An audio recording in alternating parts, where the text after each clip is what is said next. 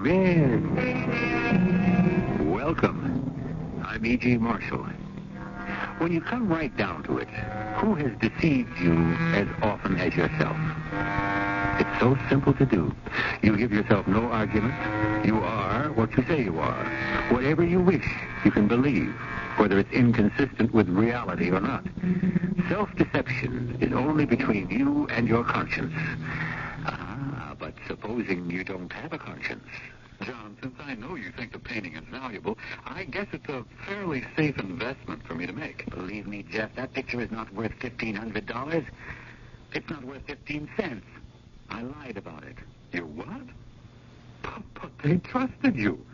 You, John Rose, the curator of paintings, say it's worth $1,500, and now you say it isn't? What's going on?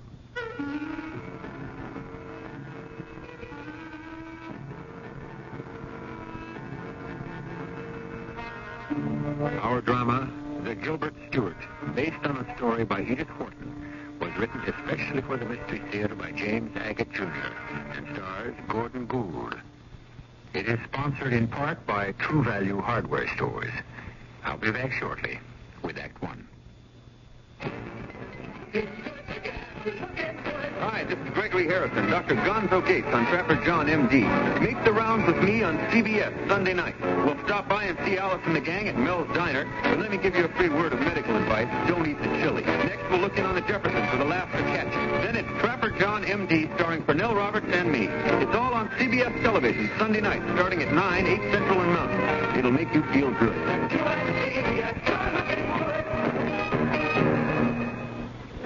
Anything else, Bill? Got something for hemorrhoid symptoms, Mr. Baxter? Pain, itch? Try this. Preparation H. In many cases, Preparation H gives prompt, temporary relief of occasional pain and itching of hemorrhoidal tissues. Great.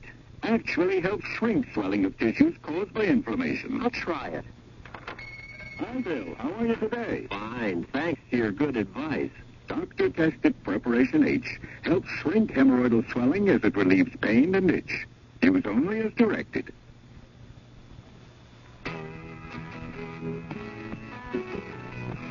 Person to person, heart to heart. Together we can move the world if we do our part by helping care for the children. Nourish them to heal those in need. Care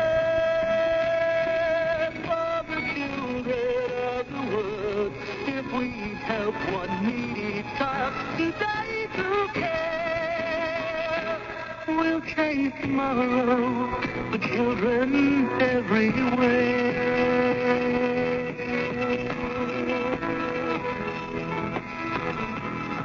Please send your check or money order to CARE, Box 576, New York 10156, or local care office.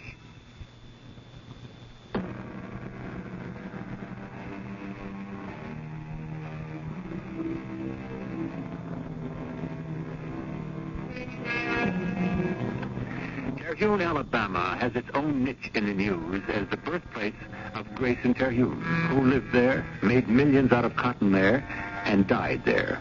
Old man Terhune loved his city, so he endowed the Terhune Museum, which houses one of the finest collections of Americana in the land. It is from its front door that curator John Rose rushes one morning and climbs into a waiting car. You're late, John. You're lucky I'm here at all, Eleanor. This happens to be one of my busiest days. Cousin John, fasten your safety belt, and I'll tell you why I've kidnapped you. I think I found a work of art which every single museum, north, south, east, and west of us, would give anything to own. Oh, not again. Does the name Mrs. Henry Fontaine mean anything to you? Cecily Fontaine? Yes. Old Grayson Terhune's sister. Didn't she die a couple of years ago, right after her husband did? No, she didn't. She just disappeared from society. Cecily Fontaine is as alive as you or I. She lives all by herself on River Street, and that's where we're going. River Street? Well, what happened to the Lakeside Manor? Her brother, Grayson, thinking Henry Fontaine was well fixed, didn't leave Cecily any money. And Henry lost all his in the crash. So the dear lady has been living at a cheaper address all these years. It's pathetic. And now she wants to sell some valuable American decorative art. Or a Winslow Homer, or a Paul Revere teapot, or a Benjamin West etching. Am I close? Oh, you're horrible. Why are you so negative? Because I've gone through all this with you, Eleanor, many times. Frankly, if it wasn't for the fact that you and Jeff are engaged, I wouldn't even be polite. Oh, you'll see. Eleanor, I'm warning you. I can give you 1/2 hour on this wild goose chase, and that's all. Just for that, I'm not going to tell you what it is I found. You'll just have to wait until we get to Mrs. Fontaine's.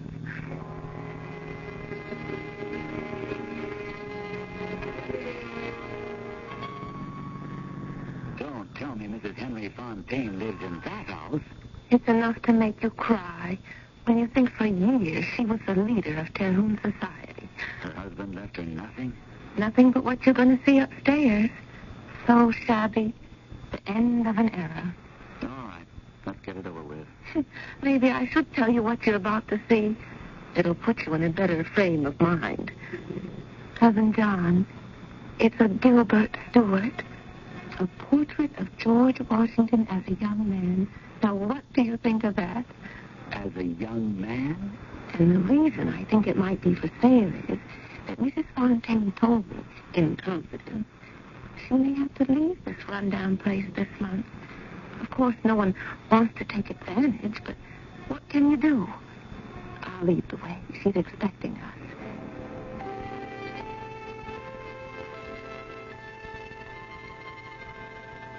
Mr. Rose, there it is.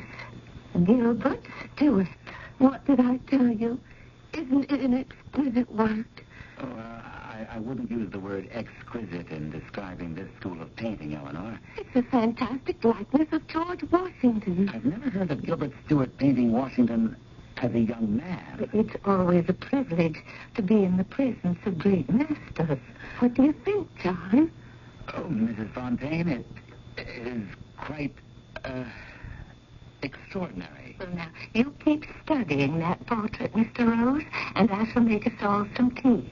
I said, I really must be going, Mrs. Fontaine. Our committee is away, and I've twice as much paperwork as usual. No, I insist. Eleanor, I can't stay. You said a half an hour. I think you can buy it. Poor thing. She's very proud and wouldn't admit it. But she's down to practically nothing. I mean, look at this place. It's shameful. I've seen the painting now. It's a fine painting of its period, certainly American. Now, what else do you want me to do? I told you. Buy it for the museum. It's a Gilbert Stewart. So she says. But it's not signed. It's quite possibly the work of another artist of the period. It might be the real thing, but who knows? You're supposed to know, John. You think it's a forgery? Of course not.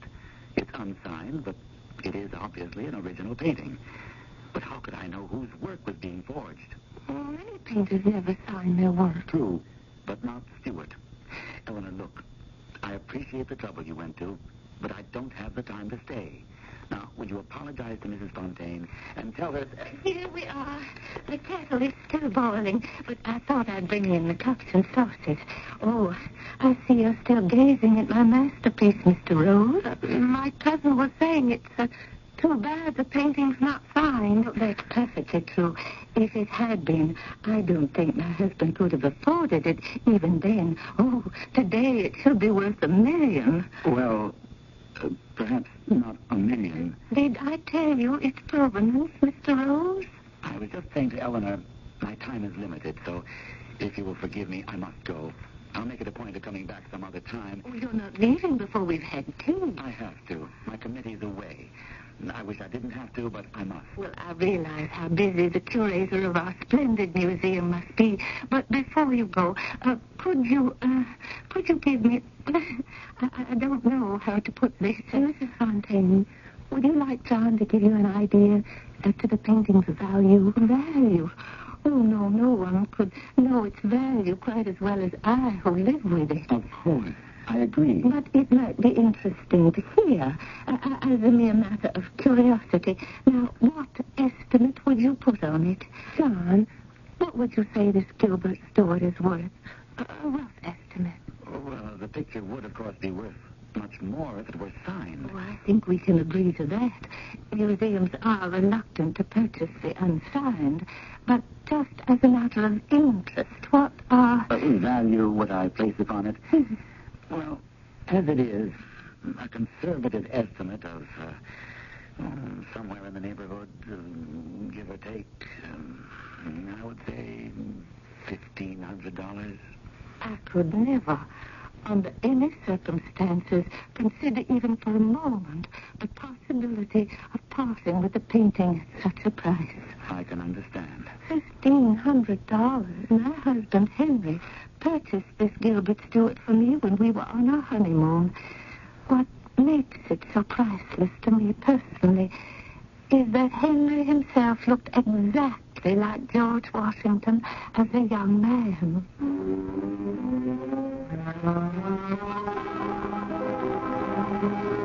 Eleanor, did you hear what I said? Yes, I did, John. Mrs. Fontaine has written you a note asking you to come back. That wasn't my question. Eleanor, did you put her up to it? What do you mean? I wish you'd get it out of your head that I'm such a bigwig at the museum. I don't have the authority.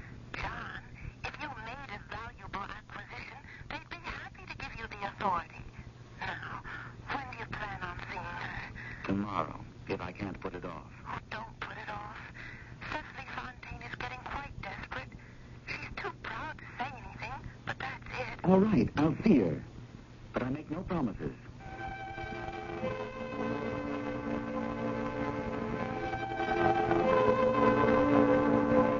This time, I've already prepared the tea, Mr. Rose. Oh, I see you're looking around. It is a bit more bare. I'm trying to get rid of my things, so for a little while I shall have to do without drapes or carpets or the sofa. But we all can manage if we have to. Oh, why did you wish to see me? I must travel for my health. The doctors are scolding me. It's too hot in Alabama, and they recommend the Northeast. I have many friends in Boston and Philadelphia, so reluctantly, to avoid the expense of storage and insurance, I will accept your offer for the Gilbert Stewart. Mrs. Fontaine, I have no authority to make purchases without the approval of the committee. Oh, but I understood. Eleanor tells me that you practically decide such matters for the committee. My cousin is given to generalizations. My opinion may have some weight with the committee. Well, then. For that very reason, I cannot buy the picture. But I don't understand. I remember you saying you understood museums do not purchase unsigned paintings. Oh, well, not for what they're worth. Everyone knows that. But I understood.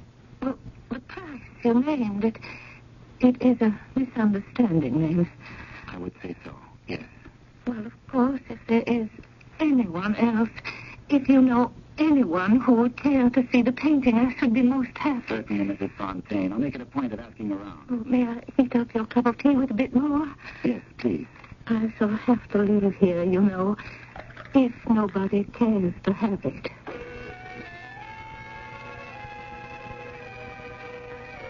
I'm in such a state, Jeff, I don't know what to do. Well, you won't feel that way, darling, when we're married. Be serious. Well, I am serious. Your brother John is making life very difficult for me. But what's he done now? I found the most exquisite painting for him. A portrait of George Washington as a young man by Gilbert Stewart. The Gilbert Stewart. He made an offer and then backed down, saying he wouldn't buy it for the museum without the okay of the committee. And there all the way. And frankly, Jeff, darling, I don't think Mrs. Fontaine can wait. Mrs. Henry Fontaine? That's the one. She's low on funds? Needs the money? And I know John will buy it ultimately. It's such a bargain. But I'm afraid it will be too late. I want to help her. I don't know where to turn. Well, Eleanor, could I see it? You? But you were never interested in painting. That's not so. I've always loved fine things. When we're married, I intend to raise orchids. I mean, there's money in that. That's going to be your career, Jeff? Raising orchids? Well, could be. I just bought a book on it. I thought you'd be pleased. Jeff, did it sink in what I said about poor Cecily Fontaine? Yes, it did. And I said I wanted to see her Gilbert Stewart. I have an idea. You have? Oh, Jeff. Well, maybe I can help everyone. You'd like that, wouldn't you, Eleanor?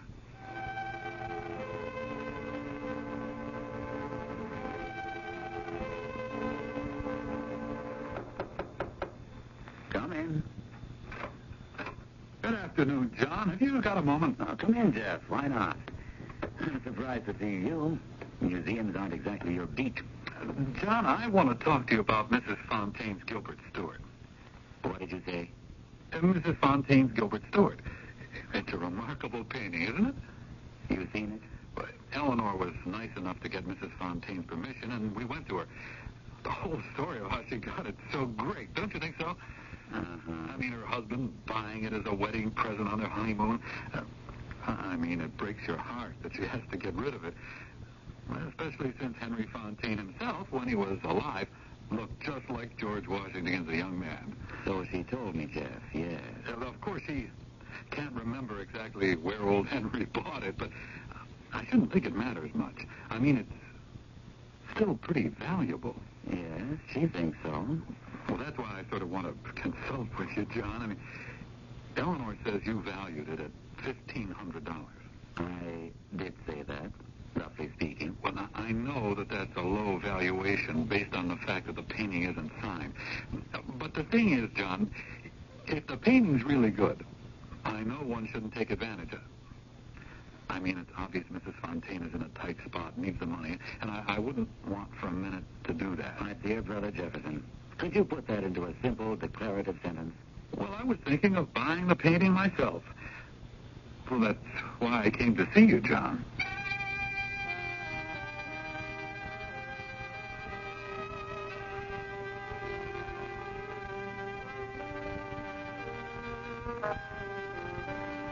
The authenticity of paintings and their value is a problem that has plagued the art world for centuries. But isn't the heart of it simply honesty's perpetual battle against dishonesty? For some strange reason, a lot of people don't agree with old Ben Franklin's adage that honesty is the best policy. On the other hand, if everyone were on the up and up, what stories would we have to tell you on Mystery Theater? I'll return shortly with Act Two. If you were one of the millions of readers who fell in love with Evergreen, you've been waiting for a wonderful new family saga like The Four Winds of Heaven. St. Petersburg, capital of the Russian Empire, 1910. A fairy tale world of palaces and grand balls for the Degunsberg, the foremost Jewish family in Russia, proudly pinning their hopes and dreams on their radiant young daughter. You see, my friend, a man might commit murder for a beautiful woman. But for Sonia, he would give his life. Sonia, the next dance. Suddenly, heartlessly, the dancing is over, and war and revolution scattered the Degunsberg to the four winds of heaven. And Sonia is forced to choose between her heritage and her deepest desires. A magnificent novel about the passions that tear families apart, but also sustain them. The Four Winds of Heaven by Monique Raquel High, a New Dell paperback bestseller.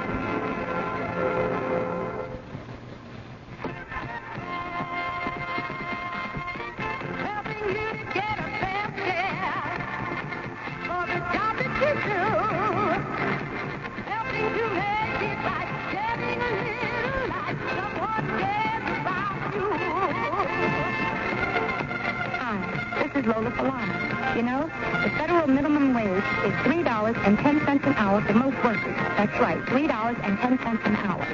If you're not being paid the $3.10 and you think you should be, call the nearest wage and hour office today. Helping you to get a fair share for the job that you do. Helping to make it right, shedding a little light. Someone cares about you. This message from the U.S. Department of Labor, this station, and me, Lola Falana.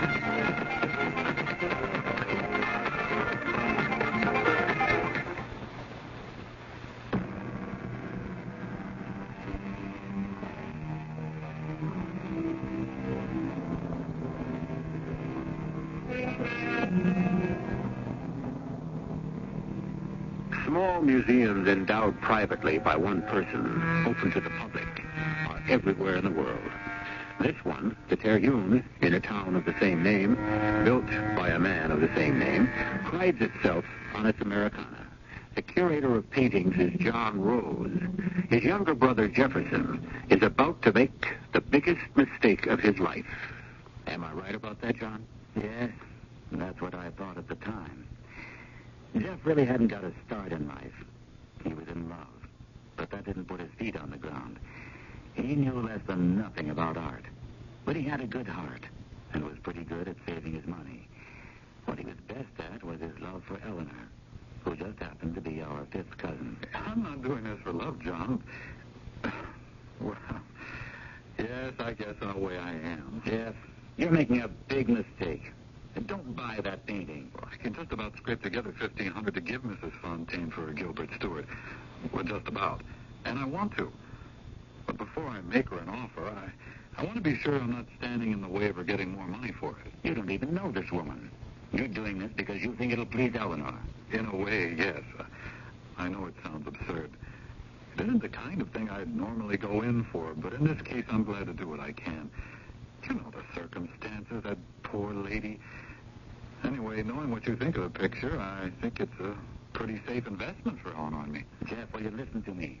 The picture's not worth $1,500. It's not worth 15 cents. I simply lied about it, that's all. You what? But I trusted you. Can't you see how it happened?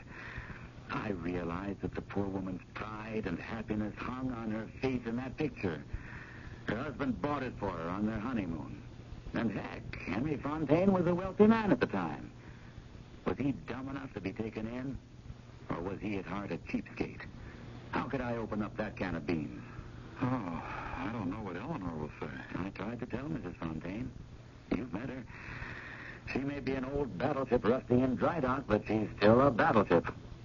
So, I lied. But I'm not going to have you spend your saved-up money because I was too chicken to come out with the truth. Well, I understand what you're saying, John. You mustn't buy that painting. But I feel I must. You haven't already. Well, no. All I did was tell Mrs. Fontaine where she could reach me. I wanted to see you first to make sure the museum didn't want it. Not in 100 years. Well, thanks a lot for leveling. I'd appreciate it if you wouldn't tell Eleanor. It might bother her if she knew it wasn't really a Gilbert Stewart. But it won't make any difference to me.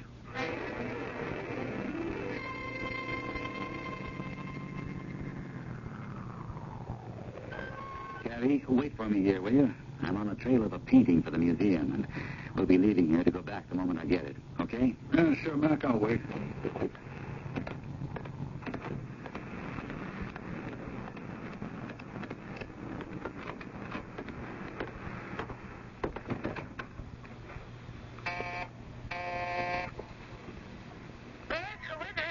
This is John Rose. Is this Mrs. Fontaine's apartment? Yes, it is, John. Is that you? Who's that? It's Eleanor. Come on up.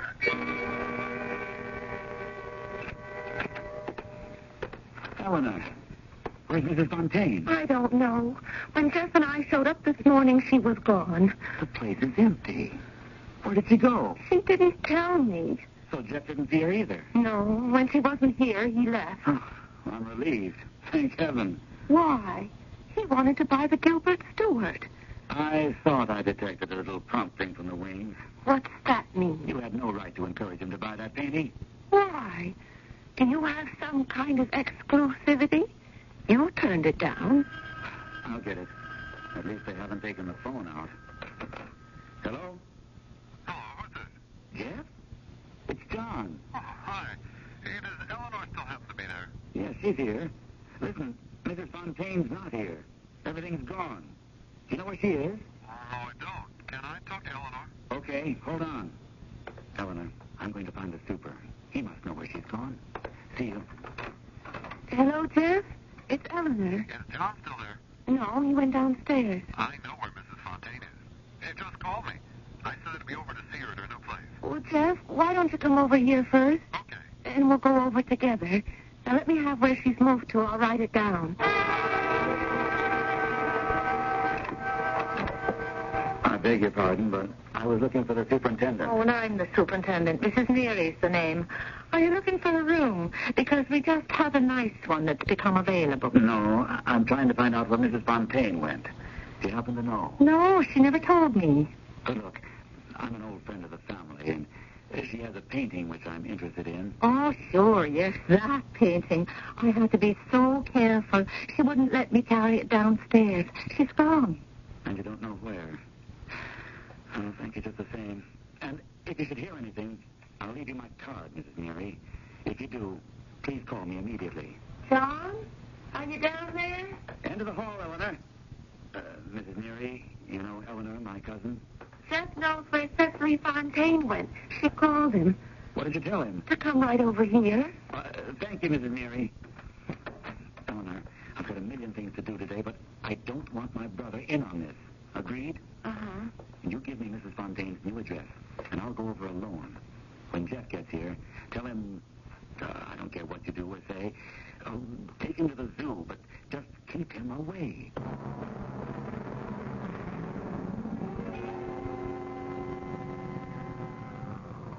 This is the place, driver. For your own information, I think we're closing in on that painting. Wait for me here again, okay? Then as soon as I've got the prize, we'll head back for the museum. Okay, Mac, I'll wait.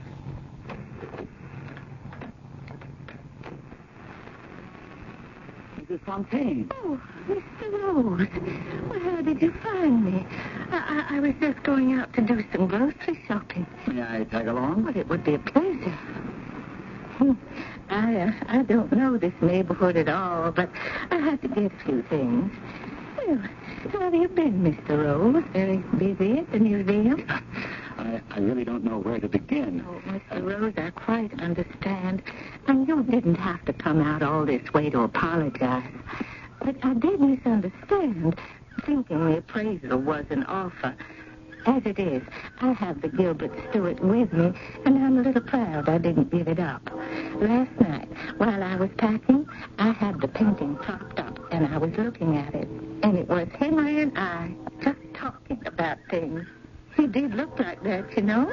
May I say something? I suppose you think it's silly of me, an old lady who talks to paintings, but it's so lifelike if you knew him. I think you're entitled to believe and to do what your heart tells you, but the reason I'm here... Oh, how nicely you say that.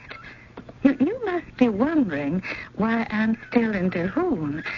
I decided I should wait a few weeks before going up north. The weather is so pleasant here right now. I understand, but what I'd like to say is... And dear Mrs. Neary, my landlady, I had already given my notice. Well, this little pension was all I could get at short notice, but I'm happy with this little park and the benches. Mrs. Fontaine, may I suggest we sit a moment? I have been running about all day. Yes, let's. Right here. Oh, don't you love it when all you can hear are the birds, no man-made city noises? Mrs. Fontaine, the museum would be honored if you would allow us to purchase the Gilbert Stewart for $1,500. Oh, dear. Oh, I don't know what to say. Oh, dear. I know I have a handkerchief somewhere in this handbag. I'm allergic to some kind of pollen this time of the year, but it just makes my eyes water. There. That's better. Well, I can't say I'm surprised, because my brother Grayson, who endowed the museum, always said he'd have only the best people running the place. I don't know about that. Well, it's a strange thing about life, Mr. Rose. Of course, you're too young to know. The unexpected inevitably happens. Mrs. Fontaine, I hope this time the unexpected is rewarding. I have a check here made out to you, Mrs. Henry Fontaine, for $1,500. Please accept it. Oh, I'm being so foolish. You must think I'm just a silly old woman. Mr. Rose, I'm ashamed to say I had given up hope. almost everything that had meaning for me. Beautiful little things that Henry and I had collected over the years together, one by one. I had to sell them. Mrs. Fontaine, I've had a cab waiting for me since I started looking for you. And that meter is still running. Oh, dear. I really must pick up the painting and get back to the museum. Of course. Well, we'll go straight back to my new place and fetch it. Nothing's unpacked yet. It's all standing in the hallway. Do you know what I think? I think I shall move back to Mrs. Mary's. Oh, Mr. Rose, would it be an imposition seeing you have a taxi waiting for you if I asked you to give me a lift? Here we are. I didn't lock the front door. Oh, wasn't that reckless of me? Where's the painting? You brought it right here? Yes. I thought I leaned it in front of this suitcase. I'm sure I took it inside. There's a big pile of clothes here on top of this box. Maybe it's under that. No, I put it right here where I am standing up against that big brown case. I'm positive. No, don't excite yourself. It couldn't have walked off by itself. We'll look everywhere in the hall. I don't have to look. I know it's not here. I know it. Don't think I'm imagining things, but you see, Henry speaks to me through that painting. When I'm near the painting, I feel reassured. And right now, I don't hear Henry. Hold on a second. My taxi. It's gone. The taxi you came in? Of course, that's it. I mentioned I was coming here for a painting. The driver saw me walk away with you. The door was open. He grabbed it and drove off. But what made him think it was valuable? I had Gilbert Stewart written on the paper I had wrapped it in. That's why. Heaven spare us from an artistic thief. Well, I suppose you want me to give you back the check. No, not at all. Of course not. Unless I'm way off base. We'll be getting a call from the thief asking us to ransom the painting. He's certainly in for a surprise. And I didn't even pay him his fare. Half a day. But it's dreadful. How can you laugh? You are going to be paying for my Gilbert Stewart twice. Mrs. Fontaine, don't you believe it?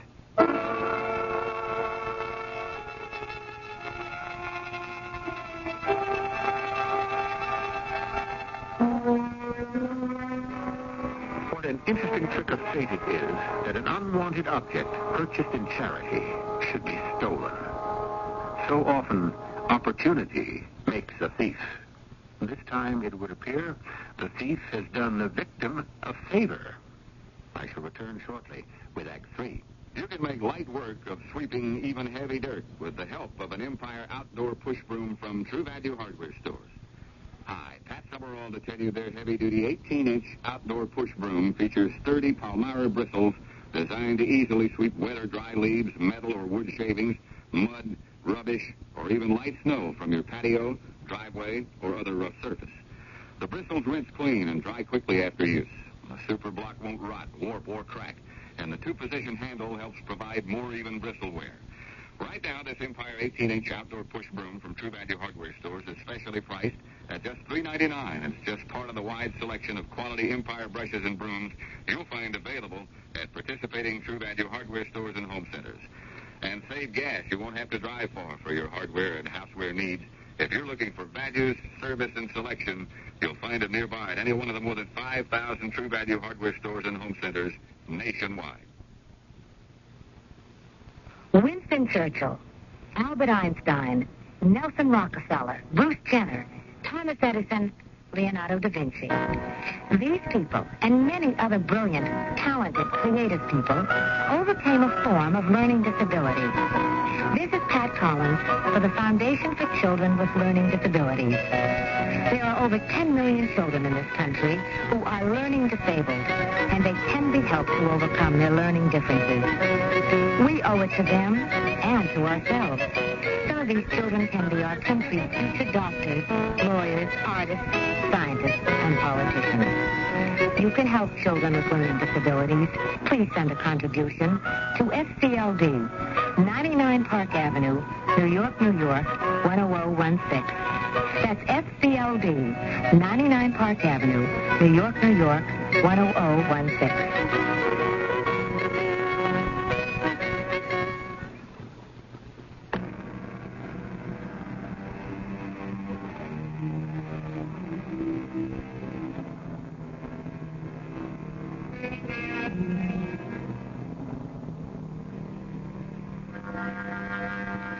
Cecily Fontaine, a rather eccentric elderly lady, has sold what she believes is an unusual Gilbert Stewart painting, portrait of George Washington as a young man, to John Rose, curator of the Terhune Museum. Not that John Rose wanted it or thought the portrait worth buying, or was distressed when it was stolen. There were other paintings he wished to acquire for the museum, but this so-called Gilbert Stewart plagued him every minute of the day. Yes? Hello? Is this where you buy the paintings? Sometimes. Is this the curator? Speaking. Somebody asked me to call you about a painting by Gilbert Stewart. Oh, yes. Gilbert Stewart. He thought you might be interested. Mm-hmm. When did this somebody acquire it? When? How long ago? Oh, a long time ago. A real Gilbert Stewart? Yeah, it says on the back, portrait of George Washington as a young man. Really? That's what it said. I believe you. Now, this party asked me to contact you because he knows the Terhune Museum specializes in American paintings. We do indeed. So? So? That's what I said before. He was thinking you might like to buy it. We've already bought a Gilbert Stewart very similar to that. Perhaps identical. You're kidding. Yes, we have. I have the bill of sale right in front of me. Huh? What's the one I got? You want my professional advice? Sure. It's probably a fake. It's no Gilbert Stewart. How do you know? I don't. But if you want to do your friend a favor, have him take that painting to the Museum of Fine Arts in Mobile. Now, if it's real, they'll offer you double what we could pay here. Well, supposing he can't get to Mobile. You sure you're not interested? You tell him we don't buy fakes. If it's a fake, he's got nothing to worry about. But if it's real, in Alabama, stolen art is 20 years hard labor. Hello? Hello?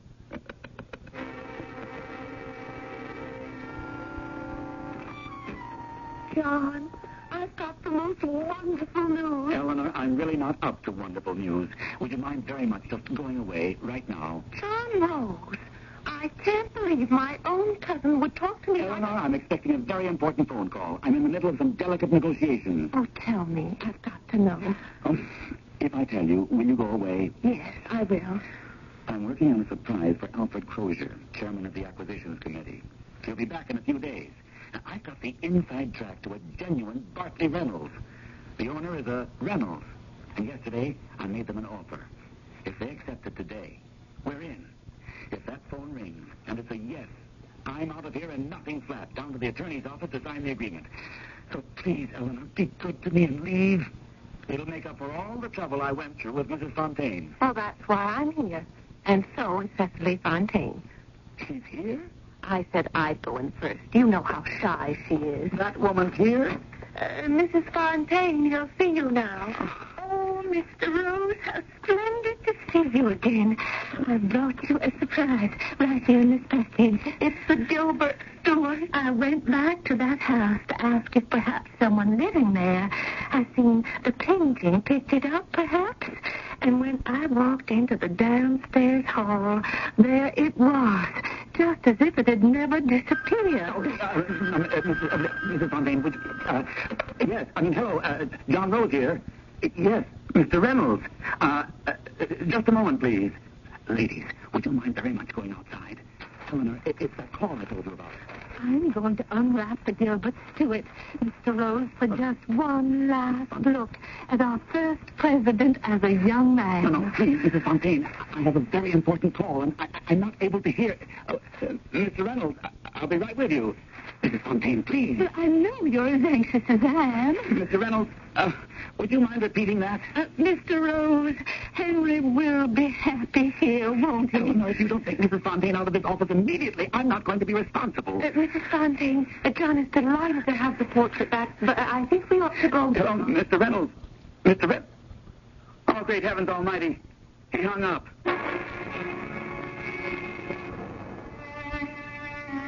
All's well that ends well. My offer was accepted. The Bartley Reynolds was ours.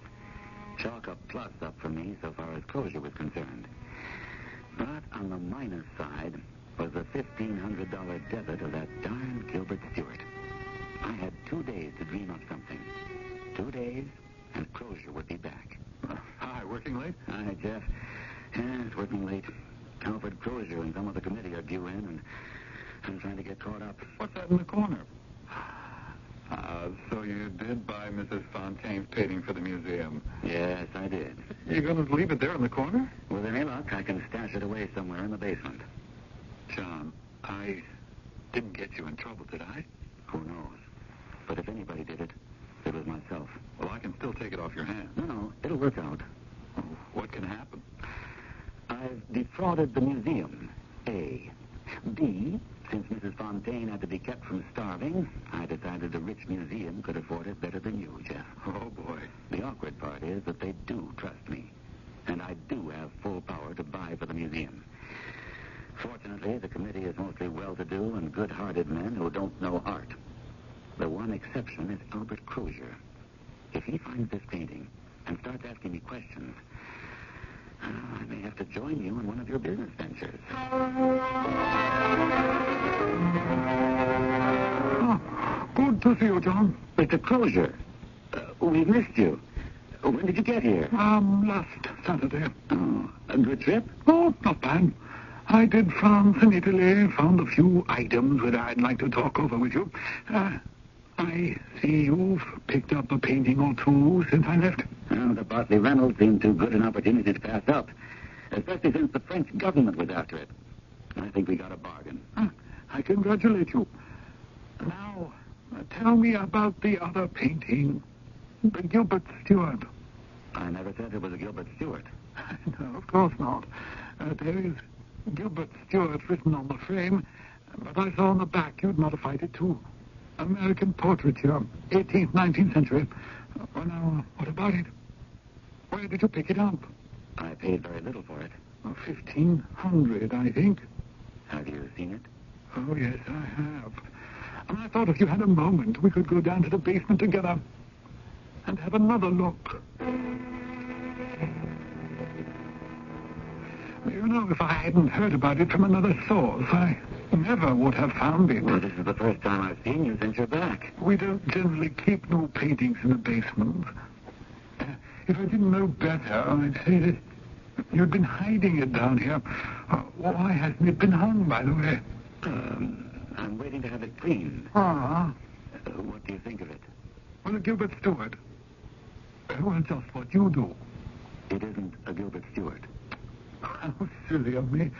You did say that, and who is the subject supposed to be? George Washington is a young man. Oh, is Stewart supposed to have painted it from life? I don't think it's possible. The Athenaeum studies of Washington, Gilbert Stewart painted in 1796, when the general was 64 years old. This portrait, in similar style, shows a young man about 18.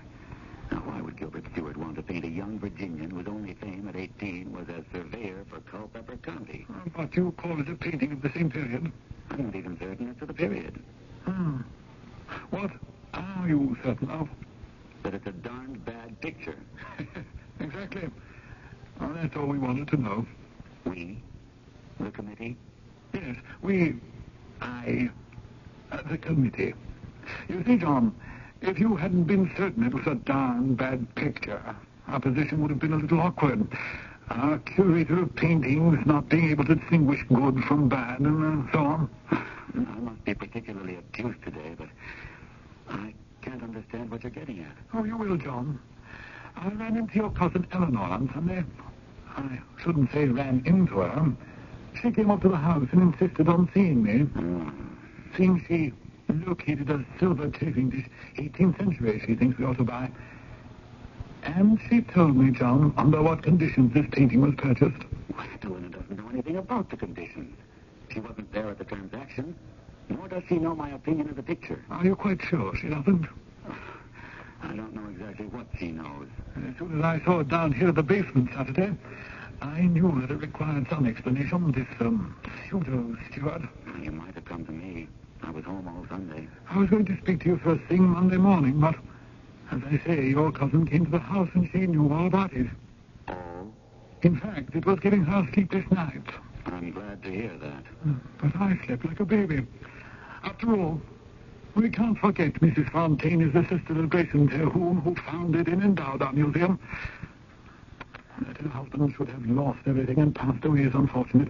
However, Crozier, what are you getting at? not so fast, John, all in good time. Now, there's a little head of your flamingos I picked up in Parma that I want you to see. Face like an interior eagle. We'll go have a look at it. In the meantime, John, I've been charged by the committee to commend you for your promptness in securing the Bartley Reynolds for our collection.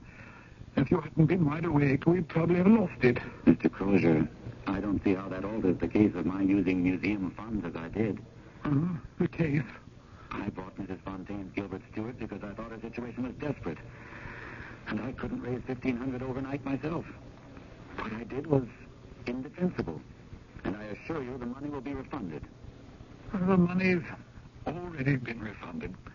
The fact is, the museum has sold Mrs. Fontaine's Gilbert Stewart. Sold it? To whom? Why, to the committee. As I said, how can we forget Cicely Fontaine is the sister of the man responsible for the museum being here and our being here? That she should have fallen on hard times, we can't overlook that. She's our responsibility and will continue to be so. Your cousin Eleanor tells me she was actually turned into the street the day you gave her the $1,500. I acted on impulse. I wish I could have said I spent the museum's money on her because she was a Terhune, but I didn't. And it's impulse that has enabled the committee, a number of well-to-do gentlemen, to perform a charitable act at very small individual expense. They chipped in, and they purchased the painting. At your instigation? Somebody had to do something. Like you, when there's a need, one has to act.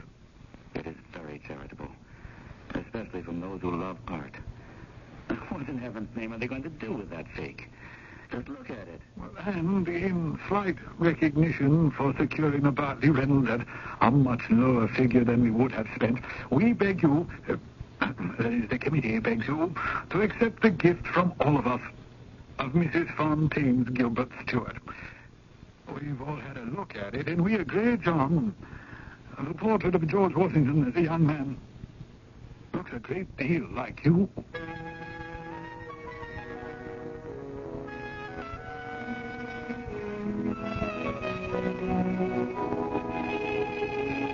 And so, to this day, Cecily Fontaine's Gilbert Stewart hangs in the office of the curator himself. We like to think from time to time that Mrs. Fontaine stops by, looks at the painting, and perhaps murmurs something to Henry. For in addition to the funds supplied her by the committee, a word to Henry would help keep her going. I shall return shortly. This is Gene King for your Better Business Bureau. Is there something you'd really like to have, but you think you can't afford it? Well, have you considered buying on credit? Keep in mind, though, that credit shopping is as important as shopping for the items you want. And deciding if you can afford credit should be your major consideration. Now, here are a few tips. The basis for wise credit buying is wise budget planning. It's important to know exactly how much you can afford to pay each month for your credit purchases and to balance that against your regular bills. Keep in mind that credit does cost money, and a good budget plan should include all your expenses for a full year. Also, some money should be budgeted for emergencies. And what's left, you see, will be the deciding factor in whether or not you can afford credit. A tip from your Better Business Bureau.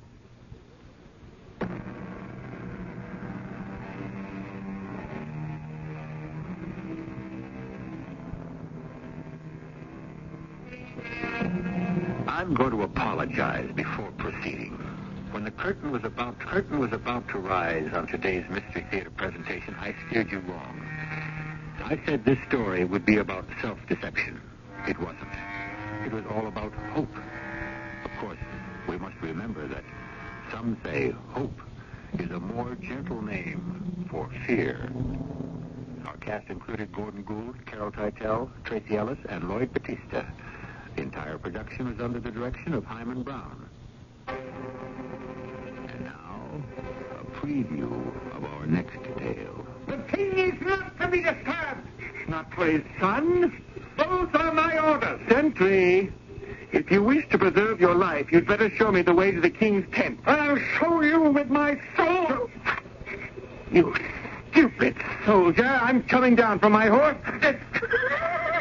Now, Sentry, put that sword away and take care of my horse. Water him and rub him down well. I told you the king will see no one. By Zeus, I'll find him myself. Now get out of my way. I'm Alexander, his son, you fool. If I must, I must. If there's no other way, I'll have to kill one of my father's sentries. Have that, you!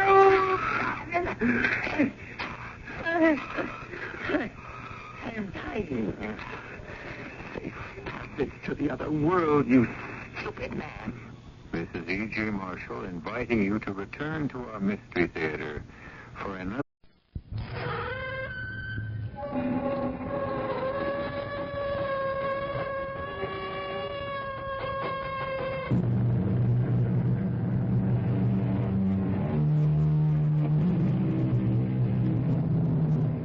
Come in.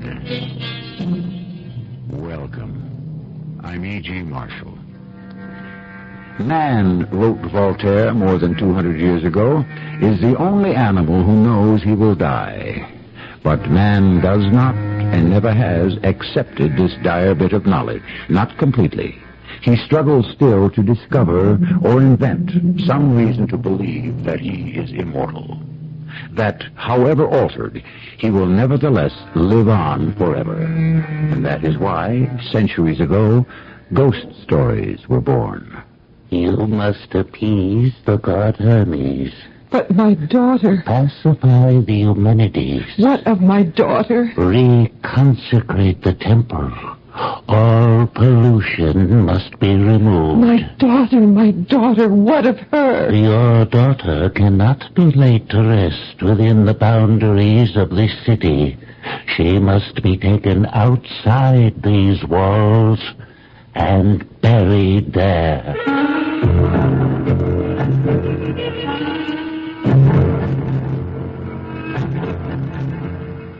Our mystery drama, Night Visitor, was written especially for the Mystery Theater by Elspeth Eric and stars Terry Keane.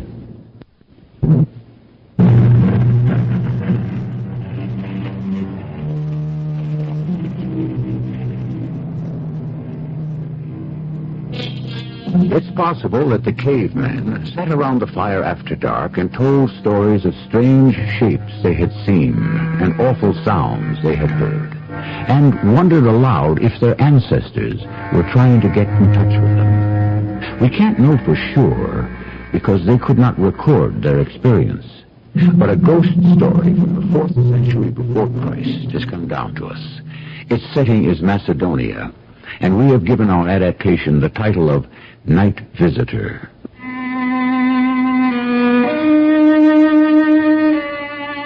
He couldn't have picked a worse time to pay a visit. It had been a scant few weeks since the light had gone out of our lives. I suppose it's possible he had not heard of my daughter's death. After all, he lived in Therma, and I don't believe he traveled to Amphipolis more than 2 or 3 times on business for King Philip II. And he'd never before been a guest in our home. Still, Demonstratus, my husband, and I did our poor best to prepare for his arrival. Mercedes is very close to the king, you know. I know. And to the young Prince Alexander, too, I believe. Craterus was a general in Alexander's army. He's dead, Sheridan. 6 months married, and he died. And then she died. There's no need to remind me. Forgive me, my dear. Such a brilliant marriage, such a happy marriage. Then a widow so soon. Then... Dear wife... She lingered only a few months after his death. Our only child. Our lovely young daughter, our beautiful Philinian. Dear wife... Now this fool intrudes himself on our grief. You said yourself he may not even know. Yes. It must be that he doesn't know. Or he couldn't be so tactless, so unfeeling. His room is ready for him, I suppose. He'll be tired after his trip from Therma. It's prepared. I gave Melissa instructions. Properly prepared, I hope. Our best linen sheets. Food and drink. Spice cakes, apples, plums. A carafe of wine. Oh, yes. And our best crystal goblets. With the gold rim. Mistress? Yes, Melissa. The gentleman from Thelma has arrived. Mercedes is here. It had been several years since Mercedes had last been in our city, so I had no clear picture of what sort of man to expect. I must admit that I was most pleasantly, most favorably impressed. The man who entered our house was, I should think, about 40 years old, strikingly handsome, well-built, intelligent, and beautifully mannered. I must confess the thought crossed my mind how our daughter Philinian would have admired this man, perhaps even loved him. I told him briefly of her marriage, of her widowhood, and lastly of her death. He was most sympathetic, very kind, very understanding. Really a remarkable young man. We said good night to him, and Melissa showed him to his room. A proper young man. I'm happy to have him for a guest. So am I. Are you sorry you were so fretful about his coming here? I couldn't know he'd be so charming. I think I've planned everything well. Melissa will devote all her time to him. Can't we give him a servant who's not quite so old? Perhaps we should. I can't imagine that at court he's tended by an aged crone. I suppose not. In the morning I'll see what I can do. I think you should. We want to make a good impression. I know.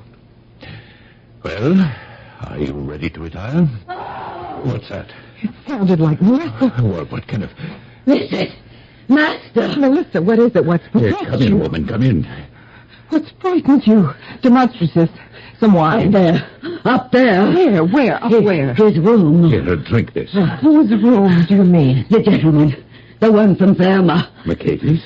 What do you know about Mercedes? Oh, I looked in upon him a minute ago to see if he was cold or if he needed anything. Oh, mistress. Yes, go on. He was asleep, in bed and asleep. Of course. I peered at the bed. He was sleeping peacefully, but beneath the coverlet, I could distinguish a form. Not his. Oh, another's. What do you mean, old woman? 2 people were in that bed, side by side. Oh, come now, you're joking. Of course you are. Oh, your eyes are failing. Yes, that's it. No. I saw them. Melissa? But that's not all, my mistress. I crept closer to the bed. I thought as you think now that I must be wrong. But there they were, the 2 of them, lying next to each other. Oh, mistress, how can I tell you? One of them was Philinian, your daughter. Can you conceive of what I felt? Incredulity, of course. It was not yet 6 months since we had placed the body of our beloved child on the bier within the tomb. The old servant's words were a desecration. A fluttering fear trembled within us both. What if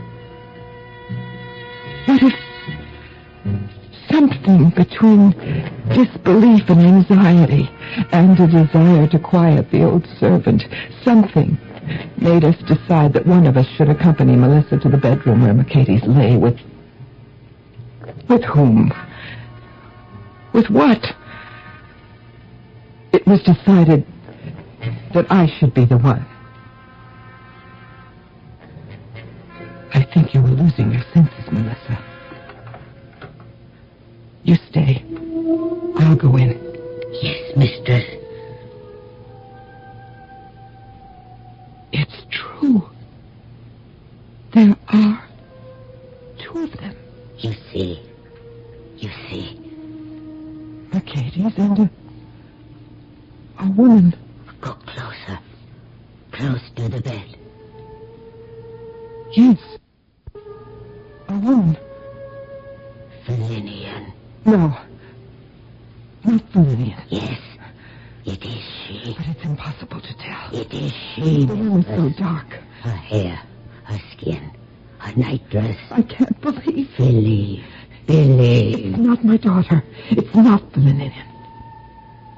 It's some stranger. It is your daughter, mistress. I'll swear to it. Close your mouth, old woman. I saw what I saw. I tell you, I saw. Hush. We must not be found here.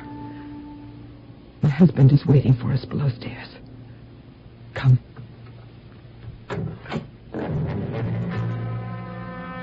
Indeed, Demonstratus was waiting for us in a fever of impatience. I had decided that I would not tell him anything of a definite nature, for I was not sure myself. There had been a moment there in the bedroom when I thought I recognized the hair, the skin, the night dress. They were familiar to me. But that signified nothing, really. Fellinian could not have been the only girl with chestnut hair and peach-pink skin. Not the only one to wear a white sleeping gown threaded with yellow ribbons. Oh, no. No. Well, what did you find? Nothing. Am I right? Nothing at all? Nothing. He says we found nothing. Tell him. Go on, tell him. Charito, tell me. It is true. Mercedes was not alone in his bed. Not alone?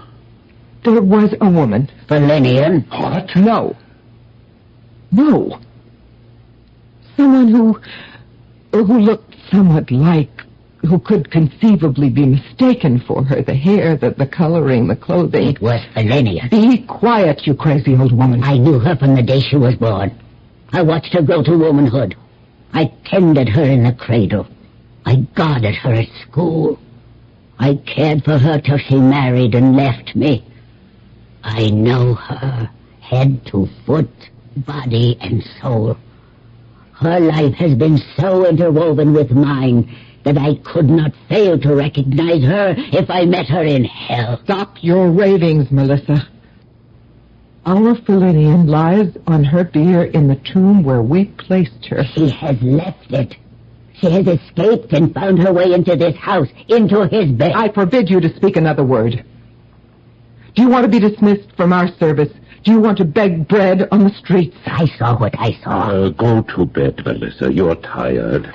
All the same, I saw. We will talk in the morning, Melissa. Crazy old woman. What did you see, Charito? I saw a woman, that's true enough. But it was no one we know. And most assuredly, it was not Fellinian. The very idea. Mercedes must know many women in Amphipolis.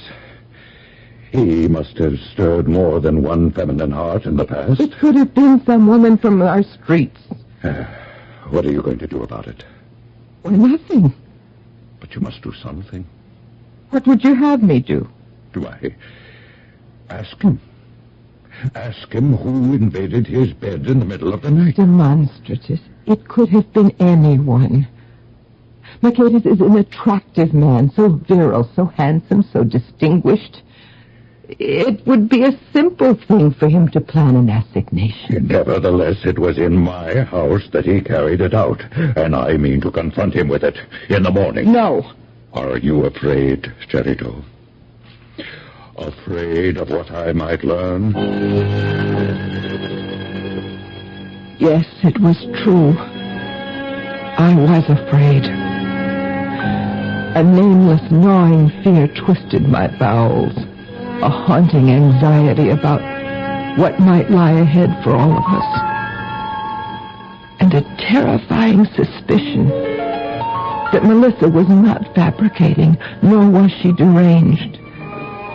That what she said she had seen, she had, in all truth, actually seen.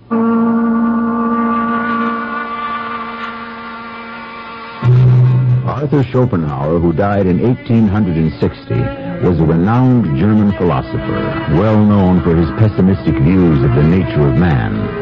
It was his contention that we are born with a belief in ghosts, and that never, never will we be free of it. But of course, as I have said, Schopenhauer was a pessimist. I'll continue shortly with Act Two. The few...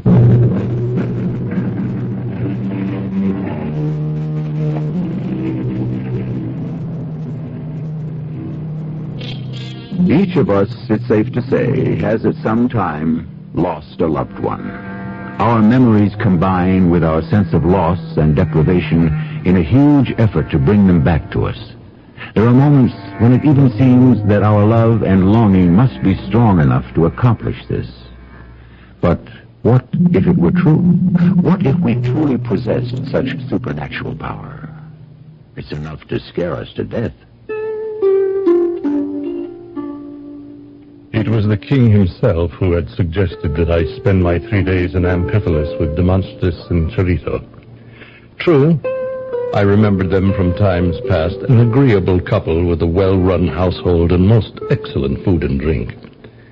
They had seemed a happy little family, and I was sorry to learn of the demise of their only child. I frankly felt that they thought well of me, and that they honestly liked me. So I was startled when early the next morning I heard an angry, imperious knocking at the door of my chamber. Ladies, open the door. I must speak with you. Now, Mercedes, now. Demonstratus, what is the meaning Let of... us in. And Cherito, what is the reason for this early intrusion? I did not want to come, but my husband... Are you going to let us come in? Look, yes, of course. I am your guest. This is your house. Come in by all means. By all means, come in. Thank you. Demonstratus, what's happened? Why are you... There's no one here. You see, Cherito, there's no one here at all. Oh, did you expect to find someone? A woman. Oh, yes, a woman. Yeah. Melissa looked in upon you last night, some hours after you retired, to see if you needed anything. She saw a woman by your side. And, as was her duty, she informed us. Well, yes, of course, it was her duty. I hope you were not unduly perturbed. It's true, then? Oh, yes, it is quite true. A few seconds after I reached this room, a most lovely lady appeared. I was quite taken by surprise, I can tell you. But she was so fair, so lovely, I could not on the instant send her away.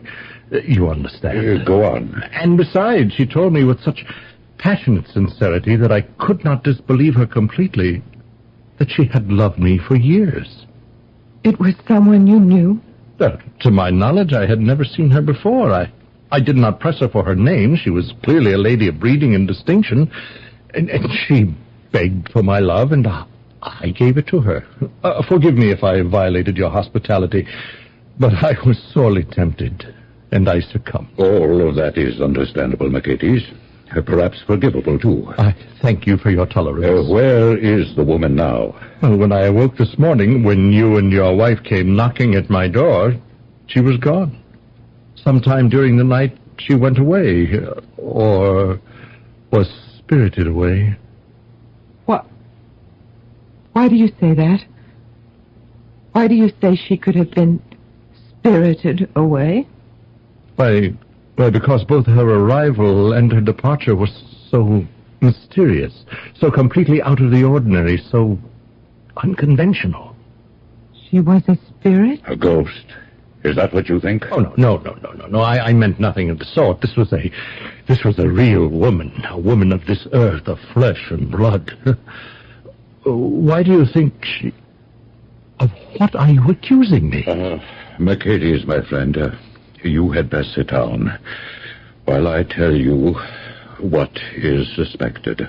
Only suspected, mind you. Suspected by an old and unstable servant in the house. Melissa? Melissa says... She swears that the woman in your bed was... our daughter.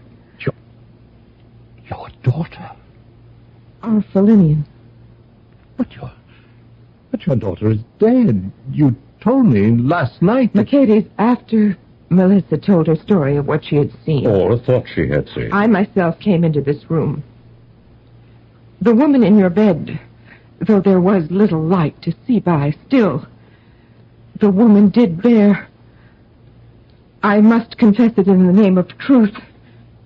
She did bear a certain resemblance to Felinian. Oh, no. The woman who invaded my room, she was no specter. She wasn't a ghost. Look there. We sat at that table and we ate and we drank. We ate cakes and fruit and drank wine from your beautiful gold-rimmed goblets. And look, here's something else. 2 things she gave me as tokens of her love. I put them in this coffer. You see? See here? Look, a gold ring. She took it from her finger.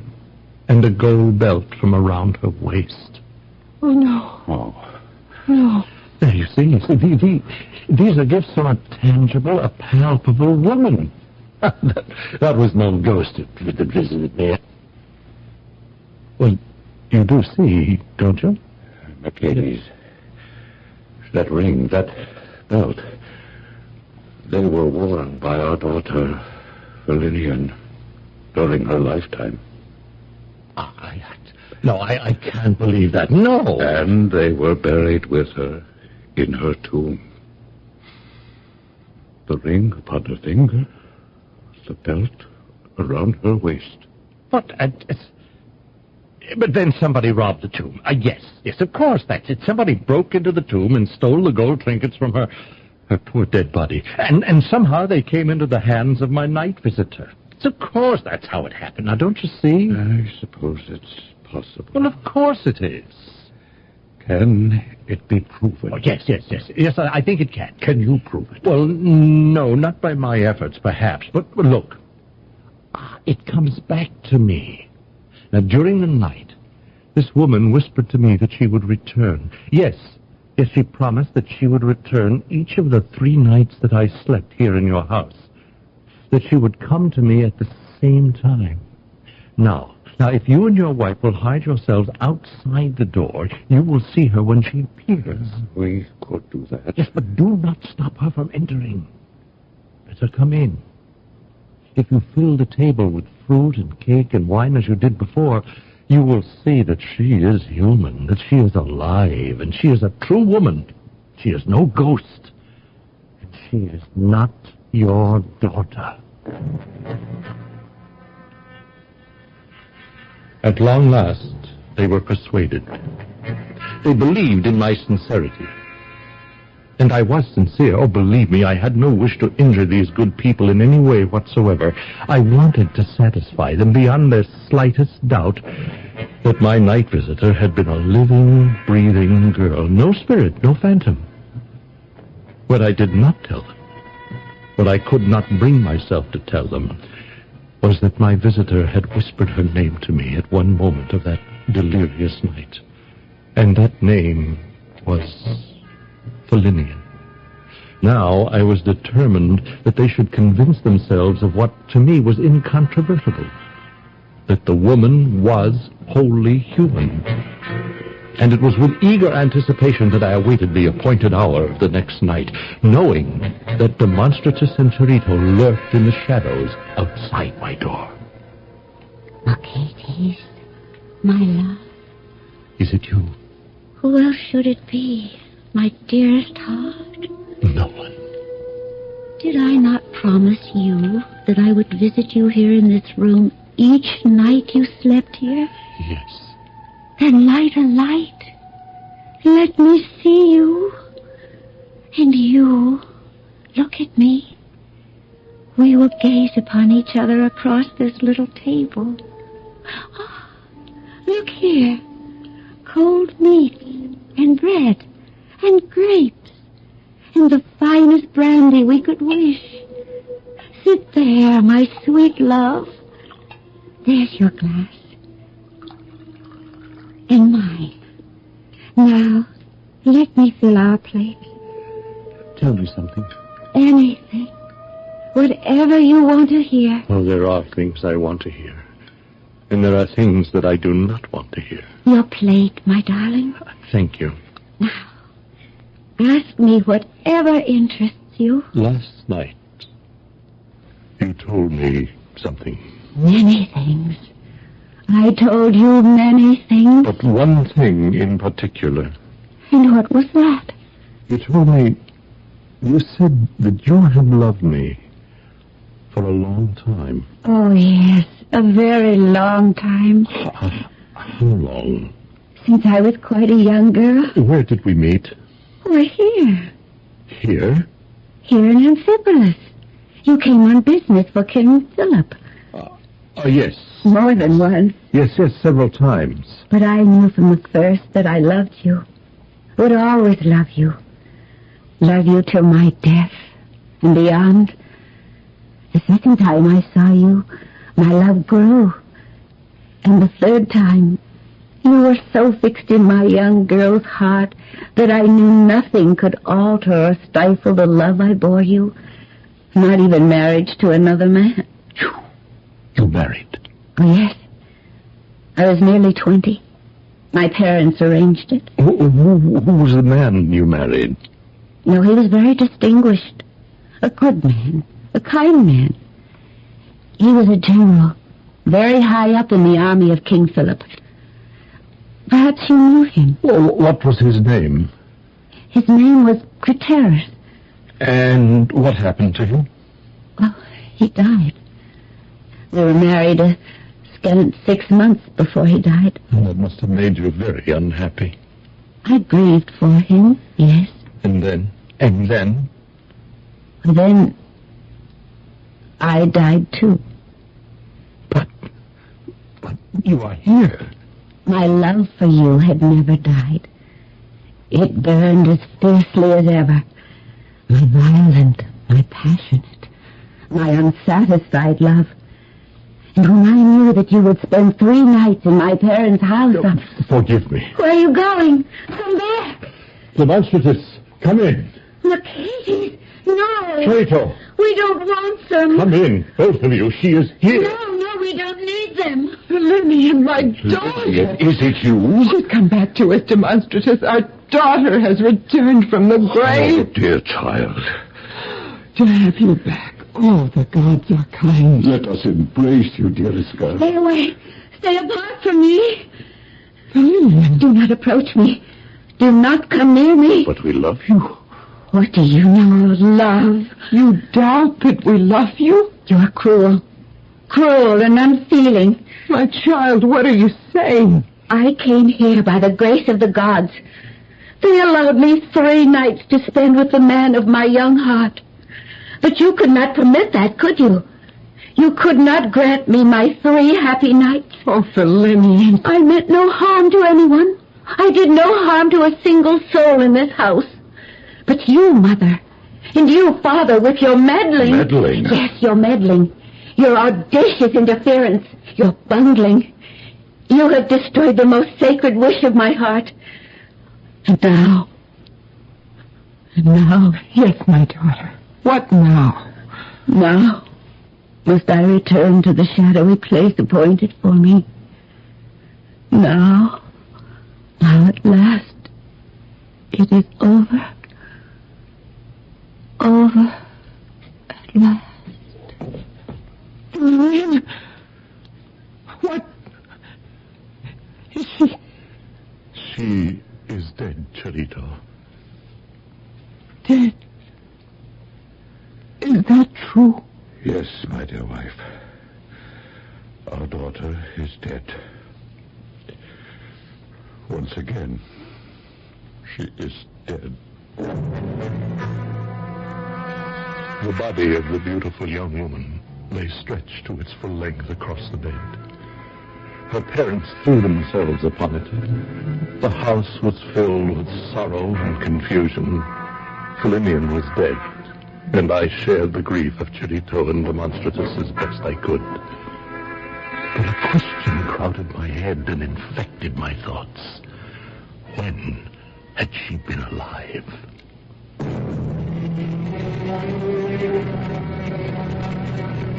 If you believe in ghosts, you have plenty of company, as this story, which dates back 2,300 years, well attests. If you do not believe in ghosts, well, many others share your conviction. The question of their existence or non-existence has never been decided, nor is it likely to be. But consider this. Believe or disbelieve as you will, someday you may be a ghost yourself. I shall be back with our concluding act shortly.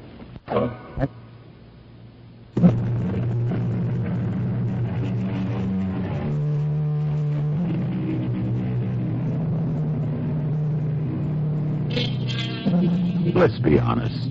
This is a very unsatisfactory world to live in. Long on confusion and contradiction, short on justice and human kindness.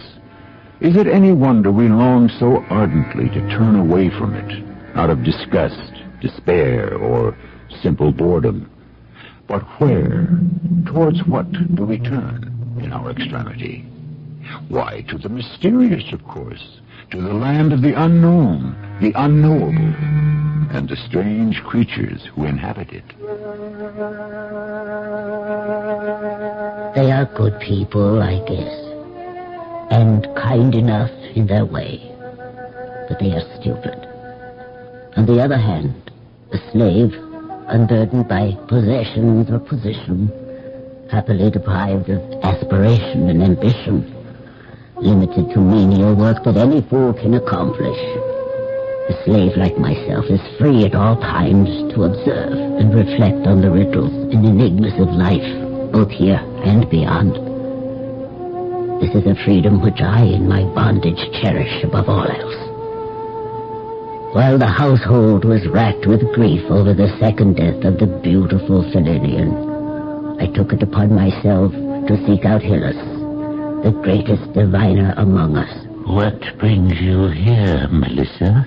Have you heard, Hylas, of the awfulness that has come to pass in the house of Charito and Demonstratus? There have been murmurings in the street, yes. The word goes round that Felinian has come back from beyond the grave. That much is true. I saw her. I was the first. Stay a moment, Melissa. You say you saw the specter of Felinian? Not a specter, Hylas. Felinian as she was before she died. Who would know her better than I? And you say you were the first to see her returned from the grave? No, there I misspoke myself. I was not the first, but I was the first to recognize her. Ah, and who was the first to see her? Mercates from Therma, friend to the king, who came here for 3 days on state business, and chose, unhappy choice, to spend those 3 days in the house of Demonstratus. But Felinian has been dead for some time now. Mercates was informed of that on arrival. But that night he was tempted and seduced by a beautiful young woman. And when, in the early morning hours, I entered his bedchamber to see what he might need, there they were, together. And you can imagine my horror when I looked down and saw the face of my cherished Felinian. I rushed to tell my masters, and in the morning they confronted Mercates, who swore that it was a living woman who had visited him. He showed them a gold ring and a gold belt, which he said the woman had given him. But, ye gods, they recognized the jewelry as having belonged to their daughter. Indeed, she had worn the ring and the belt to her grave. Oh, the horror grows. Mercedes insisted that the woman had been a living, breathing being, no ghost from the other side, and invited the father and mother to hide themselves outside his room. For he said the woman had promised to visit him at the same hour each of the 3 nights he slept beneath that roof. And did the father and mother accept the invitation of Mercedes to eavesdrop outside his room the next night? Indeed they did. And indeed Philinian appeared at the very hour he had said she would. They ran to embrace their daughter, so glad they were to see her, as they thought, return to them. But she repulsed them utterly, heaped scorn and loathing on them for having prevented the 2nd and 3rd nights of her rendezvous with the man she had loved so long. And then,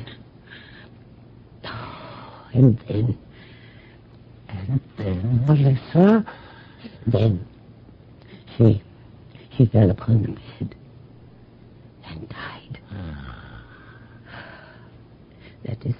That is why I'm here, Hills. Tell me what they should do, and I will carry your instructions back to them.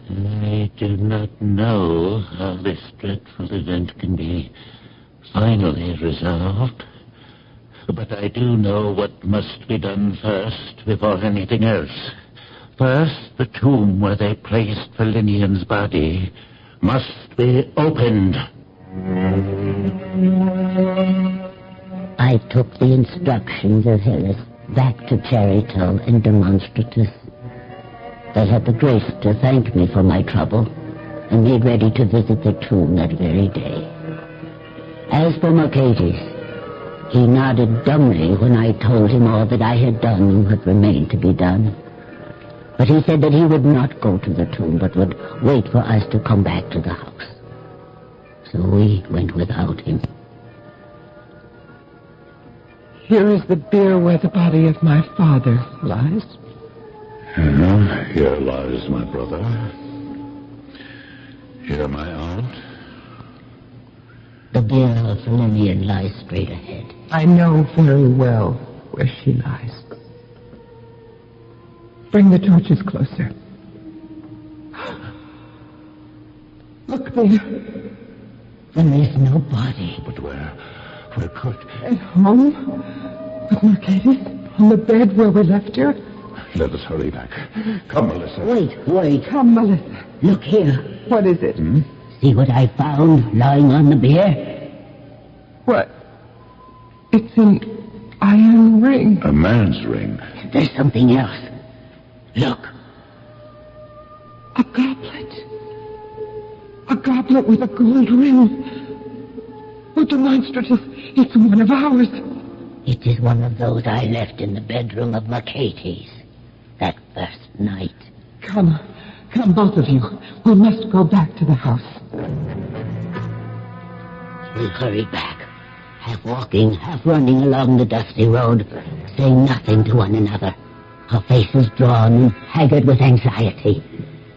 We were within a few yards of the house when we saw Mercedes standing in the middle of the road. Mercedes, we entered the tomb. The bier of Felinian is empty. I know. You know? How? What do you know? After you left, I decided that I had been cowardly to refuse to go with you to the tomb. A few minutes past, I made up my mind to join you just outside the house, lying on the grass. I found the body of Felinian. What? Why should she be there? I think that she was trying to return to her bier in the tomb. Her rightful home. Come, Demonstratus. Come, let us find her. Oh, sir. This has been a most dreadful experience. As much for you as for the rest of us. It has, Melissa. I wish I could help you. Perhaps you can. I, an old woman like me, a slave woman like me.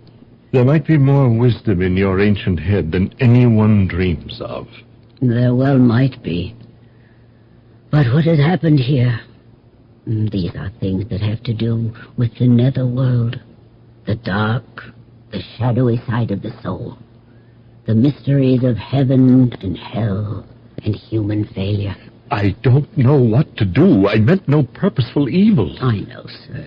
When she appeared in my room, all beautiful and enticing, she was real. I swear I had no notion. She spoke of her love for me. She gave me her ring. Oh, sir. And her belt of gold from around her waist. They were real. I showed them to you. You saw them. There is something else, sir, which I must show you. What is that? This ring of iron. Right. And that ring is mine. At least it was mine till I gave it to her. You gave this ring to Valenian? Yes, that first night, a pledge of my love. When the tomb was opened, sir, and we went inside, we found the ring lying upon her empty bier. And not just the ring. We found this goblet, too. A goblet? With a rim of gold? Why, she took this with her when she left my room. A memento of our time together. You know what this means, sir. Tell me, my mind is whirling with confused thoughts. I reject them all, but they come back. It means, Mercedes, that when she left you that night, she returned to the tomb. Oh, no. And there she remained, till she reappeared in your room the second night. Melissa, what shall I do? What can I do? Who will tell me what I must do? Sir, go to Hylas. Hylas? Who is Hylas? The wisest man in Amphipolis. It was Hylas who told us to open the tomb. You say I should seek out this wise man, this Hylas? I can think of nothing else. Now, sir, if you will excuse me, I must join my mistress. She needs me more than you.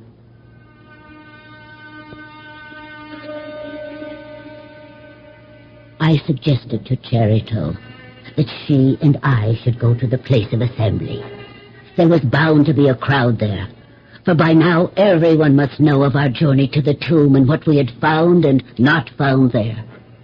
At first she hesitated, but when I said that Hylas would most certainly be one of the crowd, she consented, for she knew she was in drastic need of counsel. Hylas! Hylas! Is Hylas here? He's here! Yes, I'm here. Hylas, I must speak with you. Yes, Charito. I need your help. This awful quandary into which we have been thrown. Quiet. Quiet, everyone. Be quiet. Hylas, you know of the tragedy that has befallen our family. There is talk of it, Charito. And Melissa has told me the true details. Which she herself witnessed. And you wish me to tell you what should be done. To wipe away the stain, to cleanse our house. Charito, make sacrifice to the god Hermes. Yes.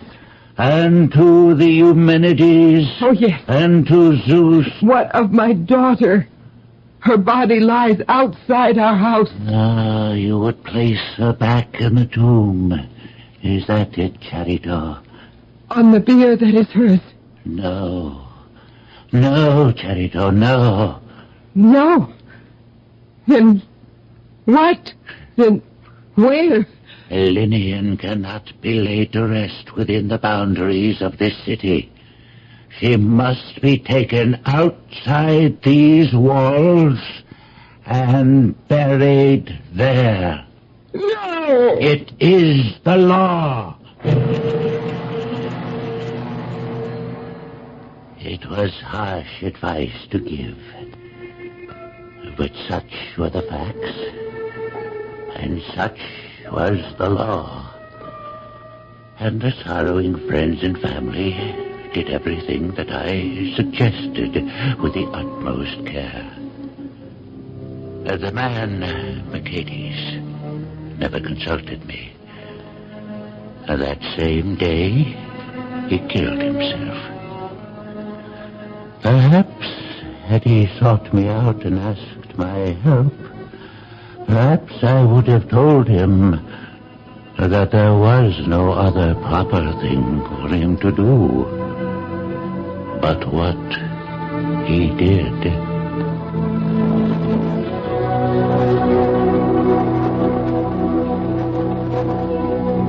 The story of Night Visitor, which we have brought to you in modern adaptation, was written down in the 2nd century after Christ during the reign of the Emperor Hadrian, though it is told as happening 6 centuries previous. Its author was a freed Greek slave by the name of Phlegon, and was circulated in a book titled De Rebus Mirabilis, or Of Miraculous Things. I'll be back shortly.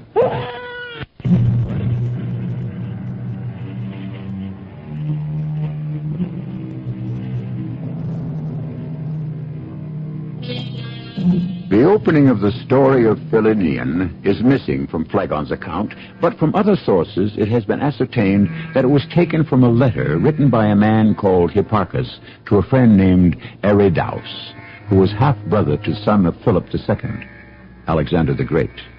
Our cast included Terry Keane, Earl Hammond, E.V. Juster, and Ray Owens. The entire production is under the direction of Hyman Brown. This is E.G. Marshall inviting you to return to our Mystery Theater for another adventure in the macabre.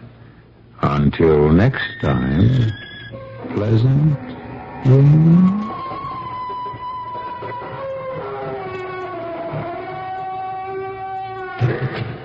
Mystery Theater.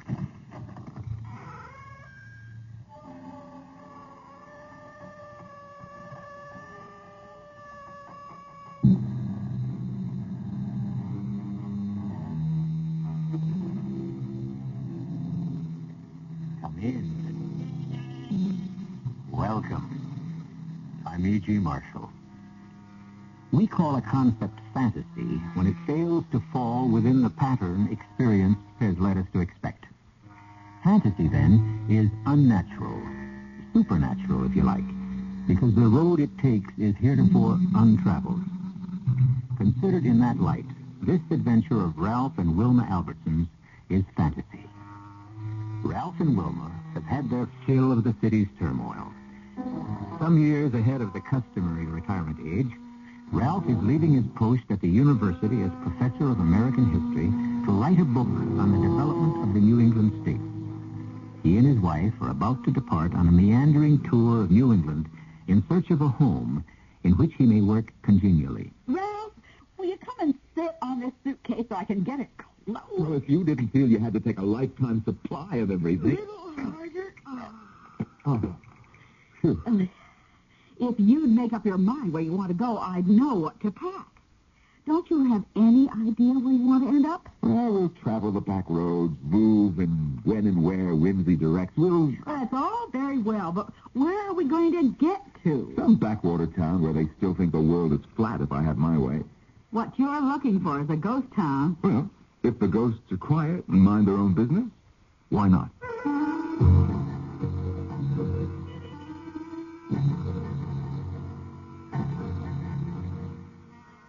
Our mystery drama, Sleepy Village, was written especially for the Mystery Theater by Fielden Farrington and stars Norman Rose and Martha Greenhouse.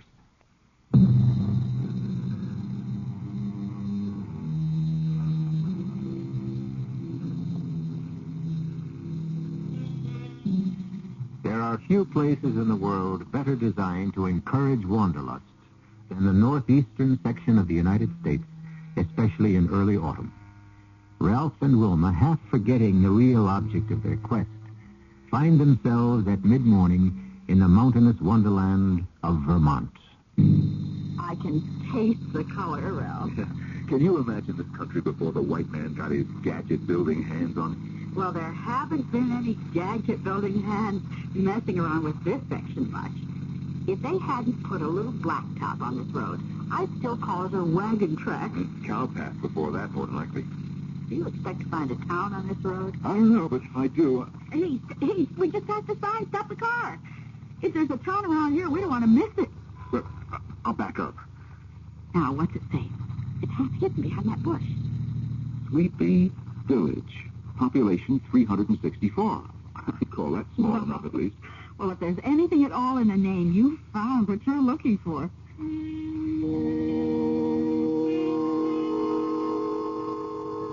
Can't call it a ghost town. It's got people in it. I saw at least 3 men hanging around outside the barber shop. Oh, yes, and they saw us, too. I think it's just about the most beautiful little town I've ever seen. Well, now, I remind you that you said that. Wow, that must be the town hall. You know, I don't see a real estate office. Are you serious? It's a perfect little gem of a town, Ralph. Let's park and ask somebody. The town's only about 4 blocks long. I'll wait here. You go ask one of those men in front of the barber shop. Okay. You know, you look like an awful city slicker. I am a city slicker. Excuse me, I wonder if you might tell me where to find a real estate dealer? Sells houses and all? That's right. Man you'd want to see, I expect, would be Ellis Perkins. He's the mayor. Oh. Where would I find him? It's right over yonder in the village hall. It might be there. Might not. Well, I'll have a look. Thank you very much.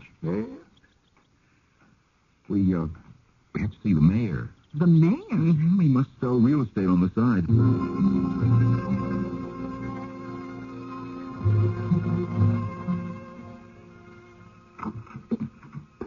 Mr. Perkins? Yes, come right in. Oh, thank you. There wasn't any receptionist outside. Oh, never felt the need for one, really. People just walk in and out.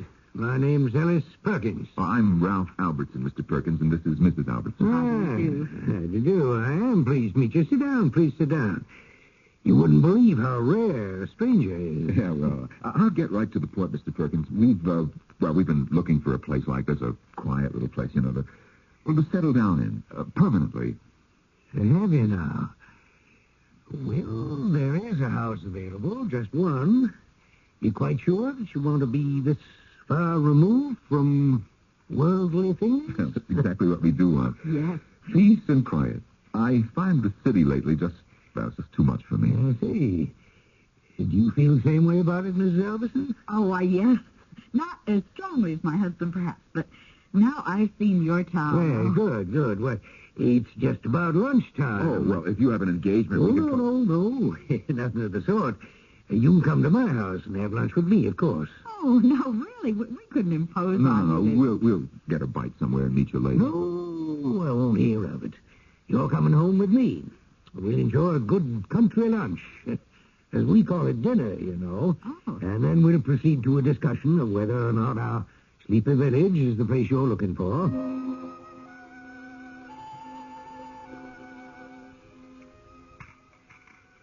Oh, dear. I may not eat again for days. Do you always eat like this at lunchtime? Ham steak, home fried potatoes, green beans. Well, it's really the main meal. Supper isn't quite as elaborate, except on occasion. Well, it certainly was delicious. Yes. I'd be fat as a pig if I had a lunch like this every day. Everybody ready for the apple pie? Oh, my goodness. Too much? Oh, yes. No, Lucas. I guess you better save the pie for supper. Want me to bring the coffee in here, Mr. Perkins, or in the sitting room? In the sitting room, I think, Lucas. Where should we go in? More comfortable talking in there than around a table. Now, if Lucas does everything else as well as he cooks, he's really a gem, Mr. Perkins. Does he live in? Oh, yes. Has for 10 years or more now. Take that chair, won't you, Mrs. Albertson? Thank you. Yes, used to be my dear wife's favorite. Me to pour, Mr. Perkins, or just leave the tray? Put it on the coffee table here, now, Paul. You go have your dinner now, Lucas. Want anything, just holler. Yes. Lucas is the only family I have since my wife passed over. He gets restless sometimes, talks about leaving me, but I don't think he ever will. I don't know what I'd do if he did. Cream and sugar, both of you? Real cream? No, thanks. We'd both take it black. What a pity. Well, now, let's get down to the business of finding out whether or not you and Sleepy Village would suit each other. Well, the town suits me fine. We'll have to look at the house, of course. Oh, yes, of course. What is your profession, Mr. Albertson? I'm Well, I was a college professor, American history. Oh. But I've decided to leave that and, well, work on a book I've had in mind. Good, very good. The village could use a good historian. Interesting history this place has. You'd be fascinated. Yes, I can imagine. Lucas makes good coffee, too. Well, now, I don't mean to pry, but are you people who have a great many friends? That is, to whom old friends are terribly important? Well, we have an average number of friends, I suppose, although I can't see what... Well, living in an isolated place like this might be... Well, if we miss them, we'll ask them to come and see us. Yes. But you are looking for a place where you can get away from people, and I assume that includes friends as well as strangers. Mr. Perkins, I don't understand what difference all this makes to you. Oh, I'm sorry. I hope I haven't offended you. It's a very small village, Miss Albertson, and, well, the relationships are very close. Intimate, you might say. We find we have to make sure we're getting the sort of people who will blend. Oh, I see. A sort of gentleman's agreement. Is that what you mean? Oh, no. Nothing like that at all, no. Nothing whatever. It's just, well, now, how can I make you understand? It's just that come-ins and go-ins upset our people terribly. We can't have people moving in and then just packing up and moving out again. It's, well, that's quite impossible. I think perhaps the best plan would be not to move in the first place. Oh, dear. I've done this very badly. I've given you the wrong impression altogether. Ralph, don't you think... Well, it's such a sweet little place, and maybe the reason we like it so much is that Mr. Perkins does make sure he has the right people before going on with it. Not just anybody would fit in here. You have to admit that. Would it help, Mr. Albertson, if I said I'd be very happy indeed to have you and Mrs. Albertson come and live in our community? There. You see, Ralph? Well, all right. At least we'll look at the house. Splendid. Well, I'll go and make the arrangements right now. Before you have a chance to change your mind. I'd just like to make a phone call, if you'll excuse me. Please help yourself to more coffee. Wilma, didn't you think that was a bit much? Well, except he's right. A little village like this is quite a different proposition from a big city. It wouldn't be a good thing for either the villagers or us if we moved in and then all hated each other. No, I suppose not, but it's very strange all the same. Oh, Lucas, I was just telling Mr. Perkins the coffee's up to your standard. Very good. May I speak to you in confidence? What? Well, yes, of course. Have you decided to stay? Well, nothing's been settled yet. Mr. Perkins is making arrangements now for us to see the house. Oh, but that don't mean, does it, that you're dead set on staying? Oh, no, of course not. The house may not be suitable at all. Although I'll be surprised if it isn't. Well, if it does work out so that you can't stay, I'd like to ask... Wait just a minute. Can't stay? Well, I mean to say, if it works out so as you don't, I'd be most beholden to you if you'd let me come with you when you go. Oh, well, of course, if you want to ride, we'd be perfectly willing to take you along. But Mr. Perkins was just saying... Oh, he don't want me to go. I know that. But it's not fair, is it, to keep a man against his wishing? I'll talk to you again after you've... I'll talk to you later on. All right. Don't tell Mr. Perkins we spoke. Huh. Well, it was pretty spooky, wasn't it? Yeah. I think Lucas has been watching too many late movies. You know, this whole setup seems... I don't know. We'll see the house, at least. Oh, we're going to like it, Ralph. It's going to be just what we're looking for. Well, splendid. Couldn't have worked out better. Oh, I know you're going to love it here. Mr. Perkins, when can we see the house? In due time. What do you mean in due time? Well, what I arranged for just now on the phone was for you to meet the village fathers. It was a lucky thing. They're having a meeting anyway this afternoon on another matter, and... Why should we meet the village fathers? Oh, didn't I mention it? Well, you'll have to appear before the village fathers before you can consider settling in Sleepy Village. You'll have to be approved.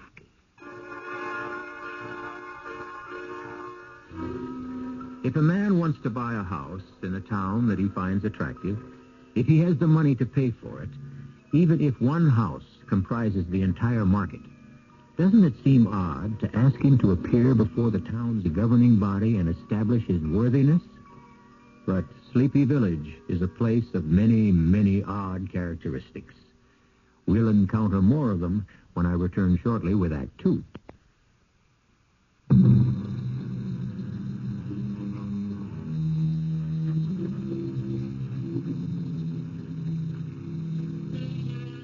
Wishing to escape the overcrowding, the noise, the pollution, the tension of the big city is quite common these days.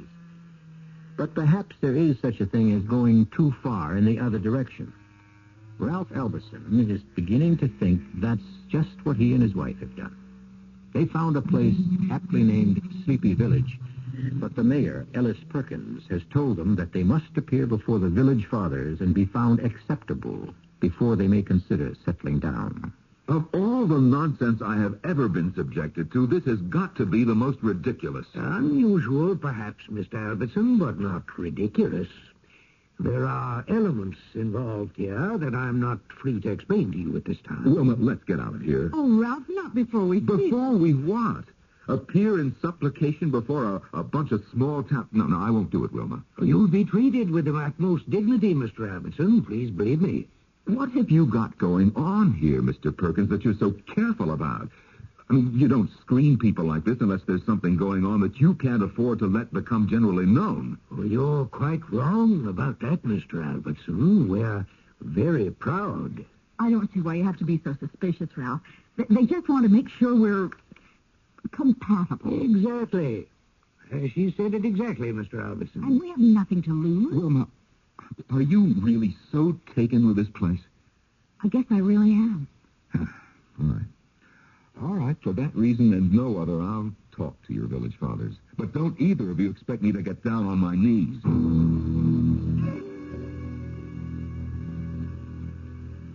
Meeting starts promptly at 3:30. Oh, Ralph, surely you don't think... I think we're damn fools for having any part of this, if you really want to know what I think. Miss Perkins. Yes, Lucas? I'm on the telephone. Wants to talk to you. I didn't hear the phone ring. Who is it? Wouldn't tell me his name. Just said it was almighty important. I told him I'd tell you that. Oh, dear. I mustn't be late for the meeting. Well, I won't be a minute. Wasn't no call on the telephone, you know. I just told him there was. Lucas, why did you do that? Want to have a word with you. You ain't really figuring to stay in Sleepy Village, are you? Well, we're going to see the village fathers. We don't know yet whether we're going to stay or not. Well, I wouldn't. Indeed, I wouldn't, Mr. Albertson, if I was you. Why not, Lucas? Lots of reasons. Well, if it turns out you don't have to stay, you promised to take me away with you, remember? What do you mean, if we don't have to stay? Well, it works out sometimes. Oh, here he comes. I better get... Lucas, there wasn't anybody on that phone. There wasn't? No, there wasn't. There was when I talked to him. That's all I know. Well, no time to worry about that now. Are you ready to go? As ready as I'll get, I guess.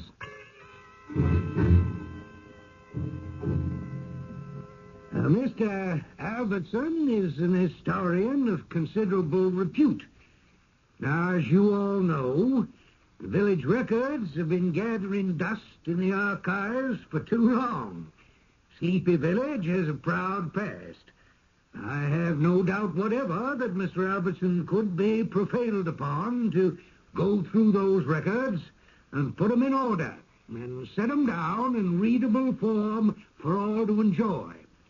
I feel no hesitation whatever in recommending them wholeheartedly as future citizens of Sleepy Village. I never heard of such a thing. I just never in my whole life heard of such a crazy thing. Well, it did seem... I thought it was sort of funny. Funny? Ralph, why don't you just sit down and relax, okay? Oh, I'm sorry, Wilma. No reason why I should take it out on you. Well, it is sort of out of proportion. I admit that. But then there can't be many places like this left in the whole world, do you think? The way things are today. And to keep it this way, I guess they'd have to protect themselves. Otherwise, it would be just like any other small town. Well, I don't like to be interrogated. Congratulations! Oh, I am so pleased. They've accepted you, unanimously, not one single objection. Well, I can't remember the last time that happened. Okay, so can we go and see the house now and get that over with? What? Oh, the house. Well, now, don't worry about that. I think this calls for a celebration first, don't you? No, I honestly don't, if you want my opinion. Now, what we better do is take a look at the house and then do something about finding a place to spend the night. Now. I'm not going to listen to any arguments about it. You're just going to have to leave everything to me. Well, you have to say one thing for this town. It's not short on hospitality.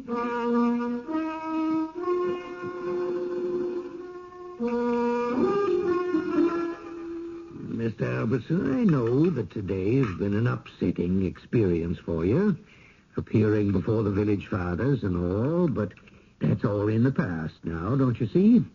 You're one of us now, or same as. You and Mrs. Albertson belong here. It's been decided. Oh, decided. Now, look, you and your village fathers have spent the day checking us out. Has it occurred to you at all to wonder how you look to us? I'm as fussy about who lives next door to me as my next-door neighbor is. Ralph, please, don't you think... And I don't like people prying into my business. I don't like people sitting in judgment, deciding whether or not I'm good enough to mingle with. You use the word neighbor, Mr. Albertson. That's not quite the right word. We're closer than neighbors here. We're more in the nature of a family. Let's say you were considering adopting a child. Now, you'd want to know something about him, wouldn't you? His background. What it would be like living in the same house with him. Mr. Perkins, I did not come here to be adopted. I came here thinking that maybe, just maybe, I might want to buy a house and settle down here. And, well, at this moment, it doesn't seem like a very good idea. Oh, dear. Mrs. Albertson, you don't feel the same way your husband does, do you? Not as strongly, I guess, but I can see his point. Well, it'll work itself out. Would you two care for another sip of brandy before bedtime? No, thank you. If we're going to find a motel with a vacancy, I think we'd better start looking right now. Oh, no. That won't be necessary. Nearest motel that I know of, well, it's just the other side of Mulberry, anyway, and that's close onto a 50-mile drive. All the more reason for starting now. And my guest room upstairs is a good deal more comfortable than any motel room you're apt to find around these parts. Mr. Perkins, I really do appreciate your hospitality. I don't want you to think that I don't, but... Look, I'm sorry, but this is nonsense. This just isn't the way things are done. You'll find that things are not done in Sleepy Village the way they're done outside. Really, Mr. Albertson, we're exactly what you came looking for. And now you're resisting it. Why? If you can believe that such a place might exist, believe it strongly enough to set out on a journey looking for it, why do you find it so difficult to believe that it does exist once you found your way to it? You know, he's right, Ralph. There's just something creepy about it. All right, we'll spend the night here. Mr. Perkins, I'm sorry if I've seemed rude, but no, it's very kind of you, I'm sure. Yes, thank you. We'll stay.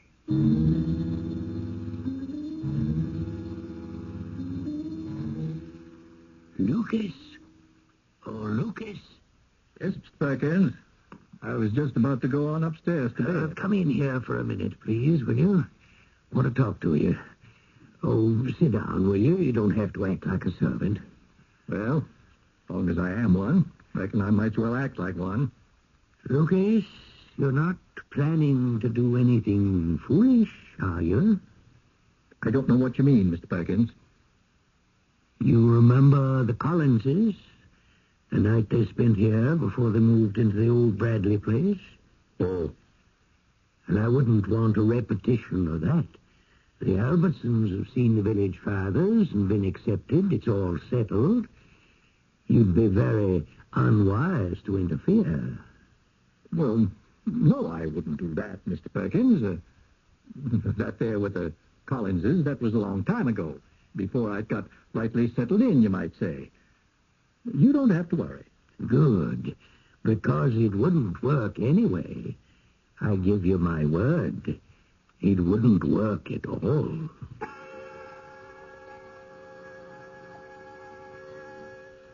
Wilma, I suppose you think I've overreacted, but this is the damnedest thing I ever heard of. Yes. But it's kind of sweet. Don't you think, Ralph? I might think so, yes, if it weren't for the village fathers and their interrogation. I didn't like that, Wilma. No, but once we're part of the village... I still won't like it. I'm not at all sure yet that we're going to be part of the village. I have a feeling, though. No, there's more to this than old Perkins has told us. I don't know, there's some kind of a catch. I get a wrong feeling. What was that? How settling. Or somebody knocking at the door. Somebody knocking? I'll see who it is. Oh, yes, Lucas. I have to talk to you. Well, we're all ready for bed. Can't I wait until morning? Oh, I got to get it settled tonight, Mr. Albertson. If I can, I got to. Can I come in and shut the door? It's okay, Ralph. Okay. All right. What is it, Lucas? You folks don't really want to stay in this place, do you? Well, we haven't decided yet. We haven't seen the house. We like the town, all right. But, of course, we can't decide anything definite until we've seen the house. House ain't got nothing to do with it, Mrs. Albertson. Nothing whatsoever. Of course it has. We'd be living there. Lucas, do you have something to tell us? Is there something about this place that we ought to know before we make up our minds? It sure shooting is. But I don't know if you're going to believe me when I tell you. The Collinses didn't. Collinses? Last folks come looking for a house to live in here before you. It's been 8-10 years now. 8 or 10 years since anybody's been here asking about a house? Out of the way place, this. More than you know. You don't just stumble onto Sleepy Village. You got to be, I don't know, led, I guess. I told the Collinses that, but they wouldn't believe me. No, wait a minute, Lucas. Led by whom? I couldn't say. I asked the Collinses to take me away with them, too, but they didn't go. They stayed. Still here. Always will be now, of course. I can't understand why you keep asking people to take you away with them, Lucas. If you want to leave Sleepy Village, why don't you just leave? Oh, no. It wouldn't work. It wouldn't if I tried it all by myself. I think you ought to make up your mind to get out of here, Mr. Albertson, not just so as you can take me with you, but for your own good. Maybe they'll still let you go. Let us go? Oh, damn well let us go if we want to go. I sure hope so. We could still leave tonight. Better chance to get away after dark than in the daytime. Now, look, you're going to have to explain that, Lucas. If you want us to take you away with us in case we go, well, you're going to have to tell us what is going on here. Well, they're all dead, you know. Not me. I don't think. But all the rest of them dead as dead can be. Been dead for years. A village full of dead people? People who walk the streets, speak with a down east accent, overeat at dinner time, quarrel, behave, in other words, as we expect living people to behave? Well, to clear that one up, it would be necessary to define death, which would involve defining life. Would you care to try? Perhaps the definitions will be forthcoming when I return shortly with Act 3.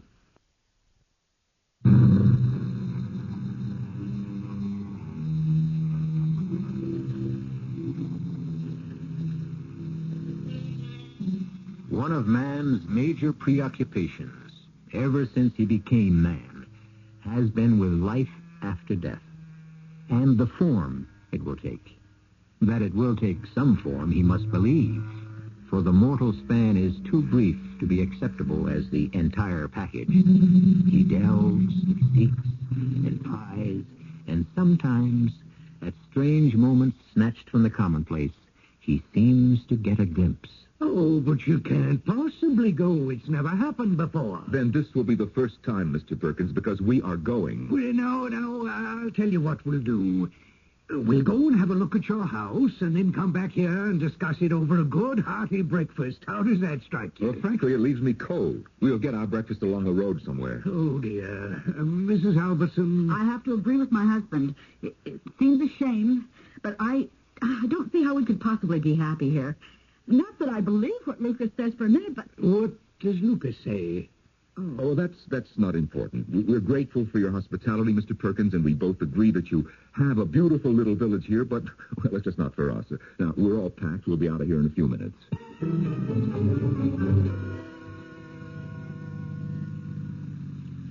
Oh, it's going to be hard. Hard to find another place we like as much. You'll never find one that's spooky, if that's what you mean. Ralph, Yes? do you believe what Lucas says? That everybody in town is dead? What's that up ahead?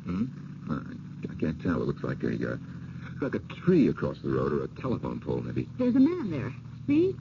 Off to the right. Oh, good. The two of us ought to be able to clear that thing off the road without too much trouble. Ralph, he's got a gun. What the hell? Can't get through this way, mister. Sure we can. The two of us can move that log. Ain't nobody moving the log or driving through. Better just turn back. Only thing you can do. Let's turn around, Ralph. The way he's holding that gun... Hey, what is this, a roadblock? Are you trying to force us to turn back? Got this shotgun here, Mr. Alberton. Sure hope I don't have to use it.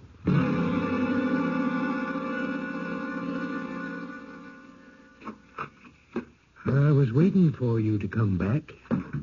Well, now do sit down. I know you're angry. Angry? You don't know the half of it. Oh, dear, dear, dear. Well, I intend to explain everything. You mentioned earlier that Lucas told you something, Mrs. Albertson. Do you mind telling me what it was? What did he say? He said you're all dead. He said everybody in the village is dead, except him. Yes. Well, he is, too, of course. What are you talking about? Oh, it's quite true. We're all changed over. We're all dead, if you want to use that word, although, as you can see, it isn't accurate. We've finished with the life you're experiencing now and gone on to the next. Oh, cut it out, Perkins. Ralph, you wanted him to explain? Thank you, Mrs. Albertson. It isn't an easy thing to give credence to in the beginning, I know. Continued existence after what you think of as death is as natural as your having been born in the first place. People are not simply extinguished when they finish the first phase. Well, I'm sorry, Mr. Perkins, but I just don't buy it. Why would you want us to settle in your village? We're not dead. Two living persons in a village full of dead people. Why? The Sleepy Village is not the place you drive to. It's a place you think yourself into when you're sufficiently repelled by the society, the circumstances, which is to say the life in which you find yourself trapped. Then you find your way to Sleepy Village. And once you've done that, you become candidates for residence. Then what you mean is... Candidates for death. Is that what you're trying to tell us? Well, now, it isn't death as you think of it, Mr. Albertson. You'll have to change over, yes. but you'll hardly notice it. Dead is dead as I see it, no matter what comes after. The very fact that you found us, found your way to our village, implies a natural readiness for the change. It's, well, don't you understand that it's more than half done already? You're here. That says all that needs to be said. Mr. Perkins, I think I'd like to be alone with my wife for a while, if you don't mind. Will you come with me, Wilma? A remarkable thing is about to happen to us, and we need to make ourselves ready. Yes, that's very good. Well, I'm not ready. I won't be ready. You know, I don't understand you at all, Ralph. Why do you suddenly... No, please, Wilma.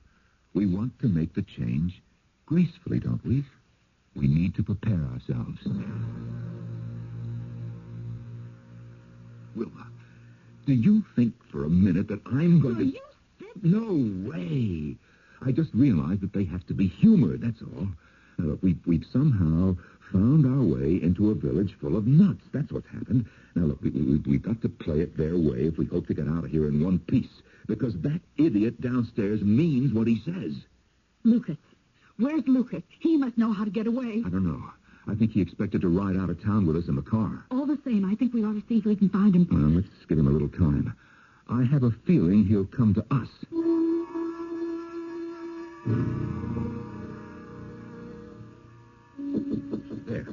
There, that'll be Lucas. Lucas, come in. Where is Perkins? Went out a while back. I waited a few minutes before I come up just to make sure he wasn't still snooping around. I expect he's making the arrangements about you folks right this minute. Arrangements? Well, you know, they won't want to waste any more time than they have to. Well, you folks been cutting up. Lucas, can you get us out of here? I think I can sneak us out all right. Ain't gonna be easy, though. Lucas, if you knew the roads would be blocked, then you weren't expecting just to ride out of town with us in the car, were you? Might have yesterday. Hid in the trunk or somewheres. Well, if it's just a matter of walking out, not going by car, why haven't you done it long ago? Why wait for somebody to take you? It's a funny thing. I've gone as far as the village line 100 times or more. But I just don't seem to be able to push my way across it somehow, standing there all by myself. I can't say why. Well, what makes you think it would be any easier if we were with you? I always figured if I had somebody there with me, holding my hand, as you might say, I could make her. Never do it without, I know that. All right. Can we leave now? Have to leave your car behind and your suitcases and them things. Well, we'll come back for them. I intend to come back here with the police and clean this place out. Yep. Well, I wouldn't count on it if I were you.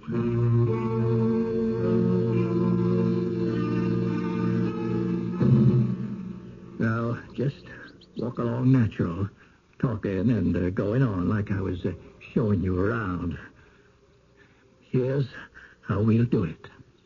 We'll go over and cross the line right in back of the church. Village ends right there in back of the church. And won't they be patrolling there? I didn't think so. No. The village folk don't go in back of the church. Never. Why not?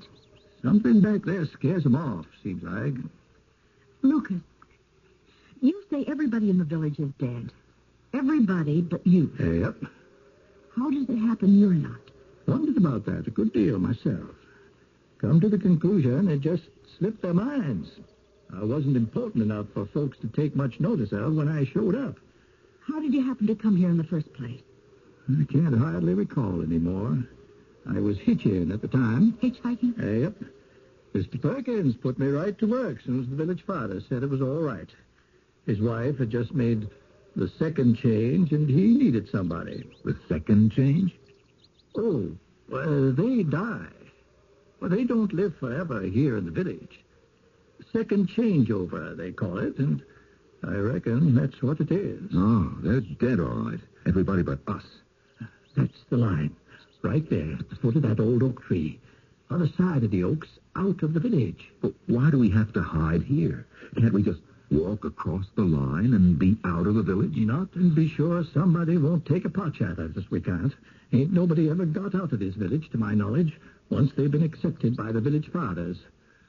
I ain't sure I can make it. What? What do you mean?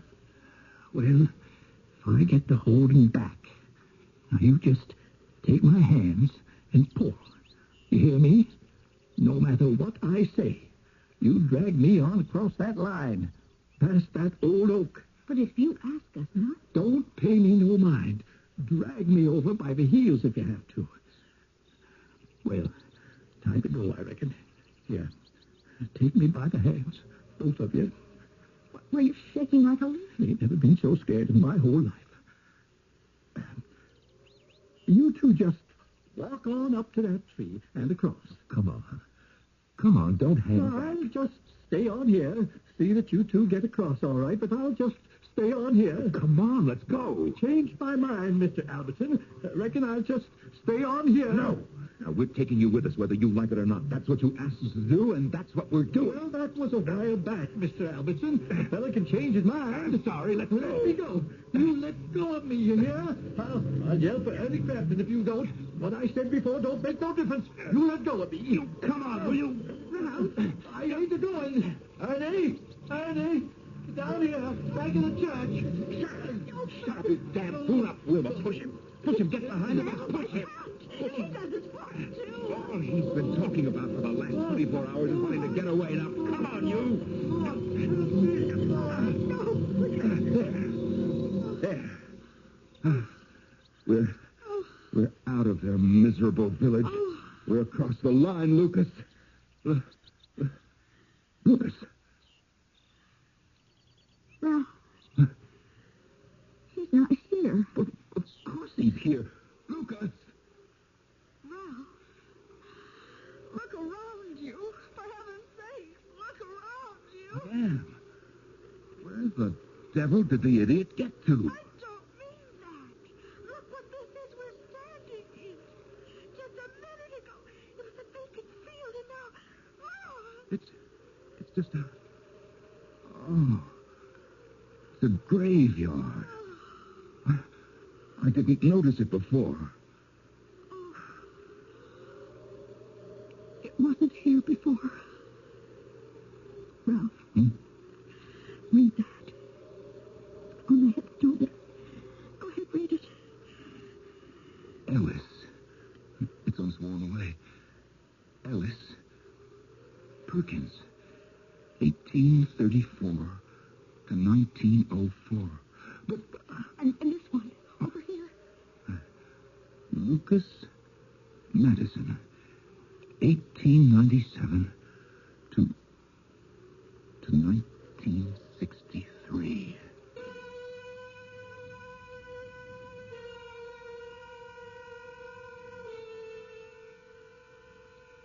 Ellis Perkins died in 1904, and Lucas Madison in 1963.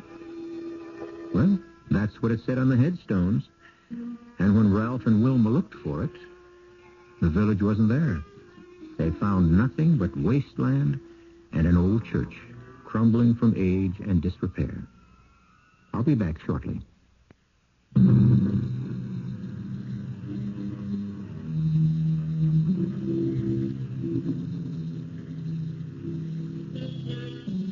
Wilma and Ralph Albertson found a fine old colonial house eventually in a lovely little town in Connecticut.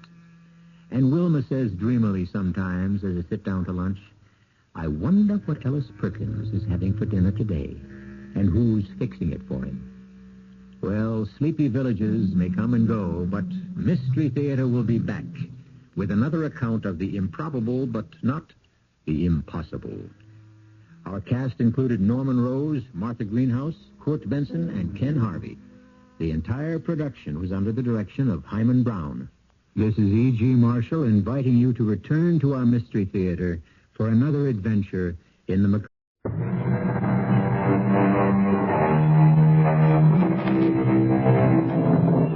Come in.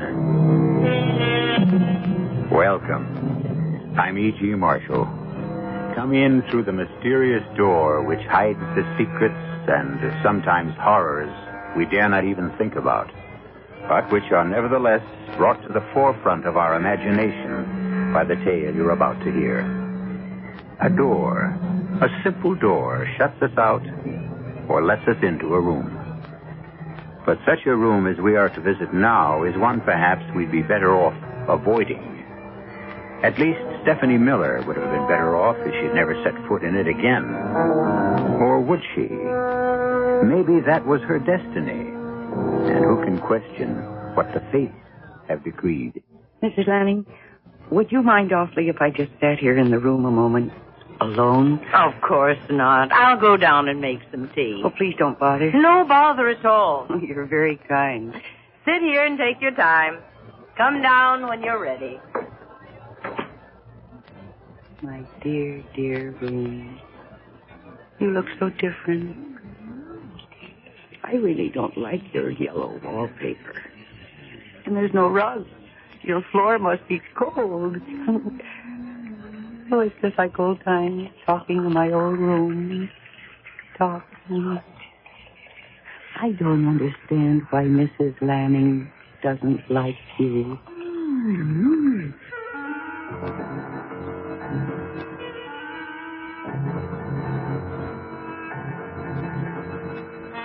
Our mystery drama, Stephanie's Room, was written especially for the Mystery Theater by Bob Juran and stars Mercedes McCambridge.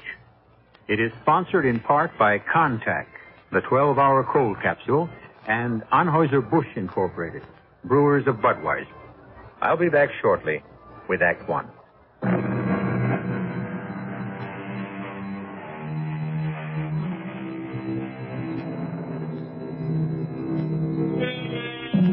Our story begins in a modern tract home in a Los Angeles suburb. Stephanie and Tom Miller are an average couple. Tom's on his way up in his advertising career, and for both of them, it means some sacrifices. I may be a little late tonight, Steph. I have some things to clear up on the Rogers account. Well, that's okay. Now look, honey, before you get upset, I got to tell you sometime. Oh, Tom, does this mean another move? Steph, it's my best chance yet. It's New York City, the home office. I'll go in as ad director. A vice presidency in 2 years, no more than 3. Look, it's the start of a whole new life. Tom, we came to Los Angeles chasing rainbows and vice presidencies. Well, and before that, it was Chicago. Honestly, we've had 3 different homes in 5 years. Well, this will be the last, I promise. Well, your career is important, but I'm so tired of living out of a barrel. I know. Look, we'll live anywhere you want. Maybe even your old hometown, if you like.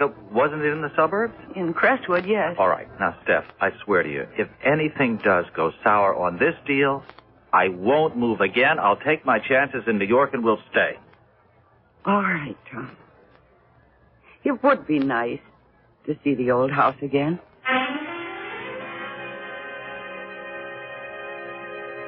You know, Steph, looking down on New York like this, I feel as though we're on top of the world. Mm-hmm. But let's get settled soon, Tom. Oh, sure. We'll house hunt every weekend. I don't like this hotel room any more than you do. Listen, I thought I might take a run up to Crestwood tomorrow. It's only 35 minutes by train. Sure, why don't you? Well, I mean, I'd like to see it, you know. See what's changed since I was a child. And see the old house. I wonder who's living there now. Well, maybe they'll let you in, show you around. Oh, I couldn't ask that. I'll just stroll around. Well, you can at least ask. After all, you did live there.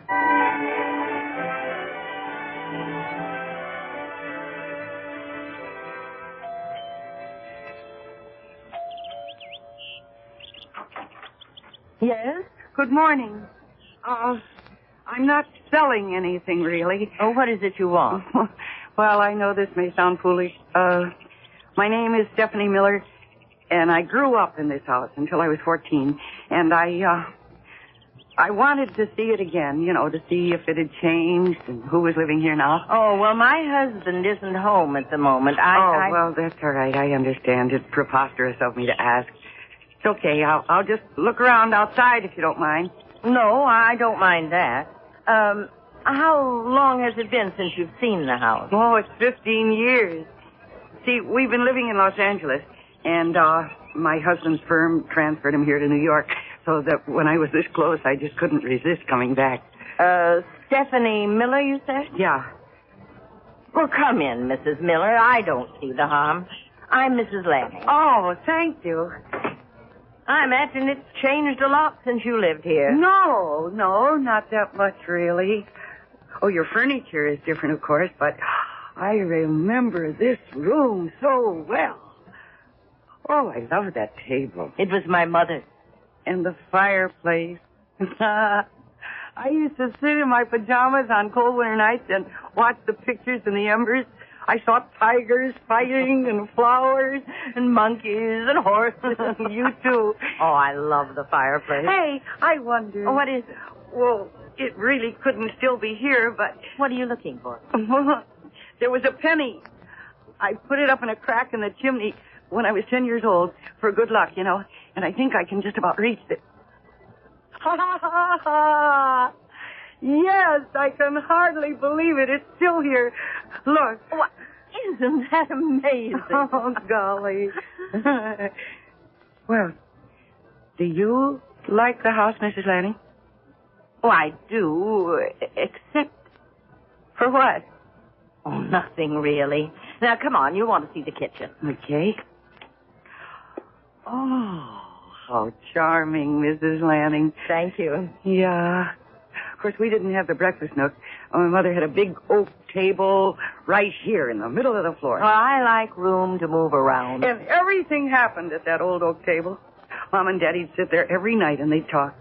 And I can almost see my mother making her Christmas strudel now. All those family conferences. I was always included in the minor decisions. Oh, you were an only child then? Yes. Gee, may I see upstairs? I'd love to see my old room. Oh, yes, if you like. Mr. Lanning and I use the front bedroom. Yeah, mine was the small one facing the back. That's our, well, guest room. We don't use it at all. You're sure you don't mind if I look? Oh, of course not. We don't have any children to bring grandchildren visiting, and we never have overnight company, but it's still the guest room. Oh, it's very pretty. Oh. I was going to use it for a sewing room, but... But what? Nothing. Is it the same thing you hesitated about downstairs? Well, yes, I've never been able to use this room. Why? I feel as though I'm not wanted. I'm not welcome in this room. But this is your house. Why wouldn't you be welcome? Well, I'm not sure any house is ours. We live in them, use them. But there are some things we can't ever own. Oh, I love this room. I even used to talk to it. Really. Your mother had white curtains with little bluebells all over them and a bedspread to match. And my dresser was over here, right next to the window. And then I had a little white chair. Don't you feel it? Feel what? With strangeness in here. As though we didn't belong here. Mrs. Lanning, would you mind awfully if I just sat here alone for a moment to remember? Why, of course not. I'll go down and make some tea. Oh, please don't bother me. Oh, it's no bother at all. I'm enjoying the company. You're very kind. Take your time. Come down when you're ready.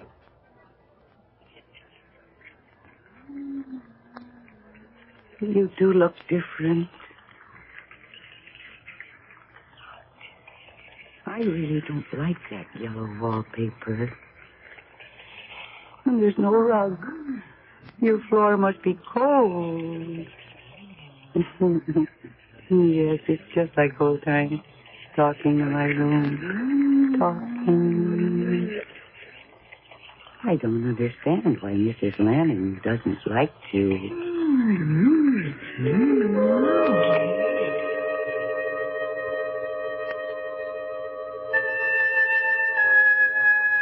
Why so quiet, Helen? I wasn't going to tell you about what happened today, but I must. A woman who used to live here as a girl came to the house today, and she wanted to see it again. And you let her in? Now, Will, she was a sweet, young... Now, wait a minute. She asked to see the house with a story about having lived here? Yes. But don't you know what she was? A con artist. Oh, she used that story to get into the house. She looks around and makes note of anything valuable, and next time we're away, poof, she and her accomplice rip us off. Oh, now, Will, she wasn't anything like that. Oh, you're so naive, Helen. No, she remembered a penny she'd put in the fireplace chimney, and she reached in and pulled it right out. Oh, sure. She had it in her hand all the time. It was a trick. Well, she knew her room, the one I can't stand. Oh? That was her room, was it? Yes, and she described just how it looked when she was a child. I'm calling the police. No, wait, Will. Now listen to me. After she left, I went up to that room. Something strange happened there. Oh, Helen. I mean it. There's a totally different feel to that room. I don't know what it is. But it's as though the room were alive.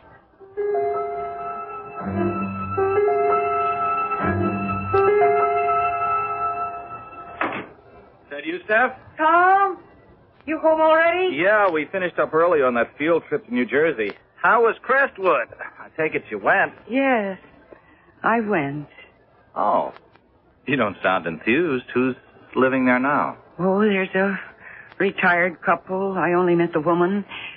She was very nice. Oh, Steph, what's the matter? Were you disappointed? No, not disappointed. I was puzzled. About what? Well, I went up to my old room, and I sat there for a while, and I had the oddest feeling that the room remembered me, that it didn't want me to leave. How many rooms really can't remember? And then all the way home on the train, I kept thinking, knowing, really, that I have to go back there again.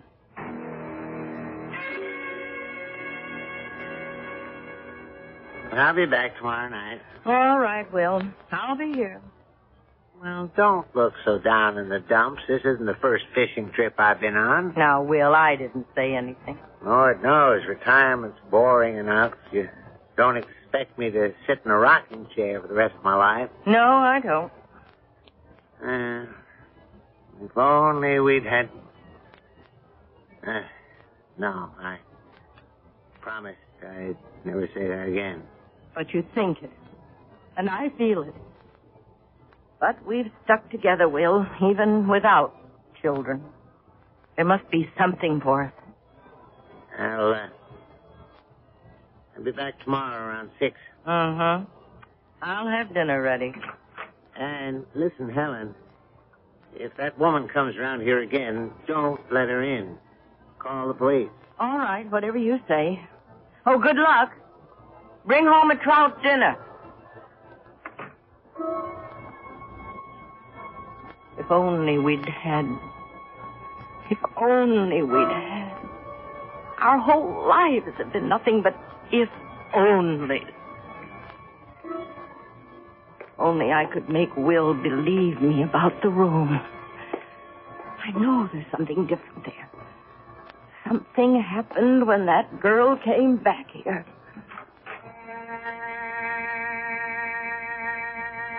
Stephanie's room.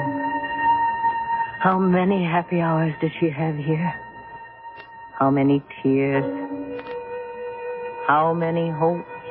Sing a song of sixpence, pocket for her eyes, 420 blackbirds baked in a pie. When the pie was open, the birds began to sing. Now wasn't that a dainty dish to step before the king? Backward, turn backward, O time in thy flight.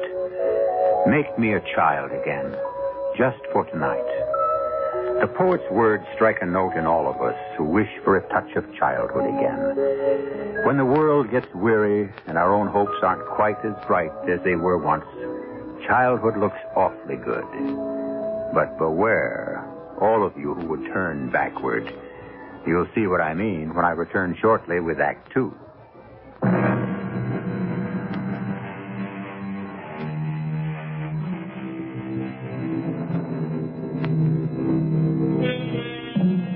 Another poet and novelist, Thomas Wolfe, told us, "You can't go home again." Nothing stays the same. And the old familiar things just aren't as we remembered them. And how often they prove to be so disappointing. But for Stephanie Miller, going home again, rather to the house in which she had once lived, was proving to be a compelling experience.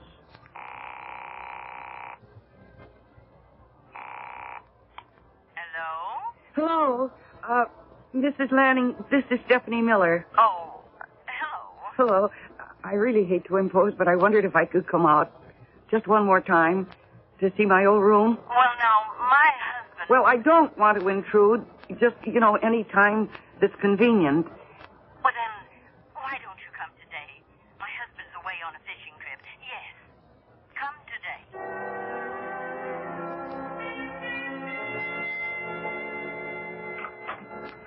Come in, Mrs. Miller. I'm really glad to see you. Thank you. And please, call me Stephanie. All right.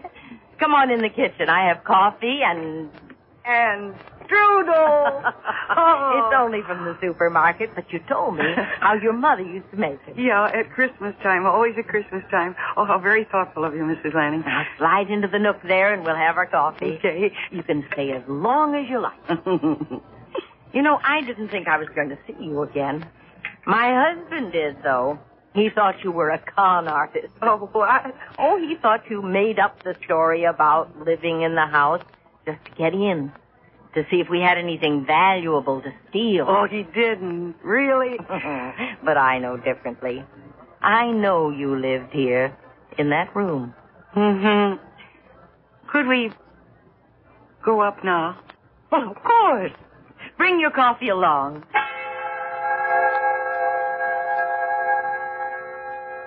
I feel so peaceful in this room. Really, it's almost as though I'd never been away. My husband won't believe there's a change in the room. Do you know that I was never afraid of the dark in this room? Mama would put the lights out, and then I'd begin to see the shadows start to form, and they were always friendly shadows. Listen. Do you hear anything, Mrs. Lanning? Hear anything? Yeah. The sort of sound. I don't know, it comes and goes. No. I heard it the other day when I was here. Stephanie, you were happy here, weren't you? Oh, yes. Then this room was a happy room. I think that the room is glad to see you. Well, I suppose if we love a house or a room, it just naturally has love in it. Responds, Stephanie. It responds. That's why I want you to come and visit any time you want. Mm-hmm. You love this room. And your presence, it changes things. Well, that's kind of you, Mrs. Lanning. But I guess this will be the last time, for a while at least. Tom and I have so much to do, finding our own place and getting settled. But I tell you what, after I'm settled, I'll drop out maybe once a month or so to visit. Oh, I hope it's sooner.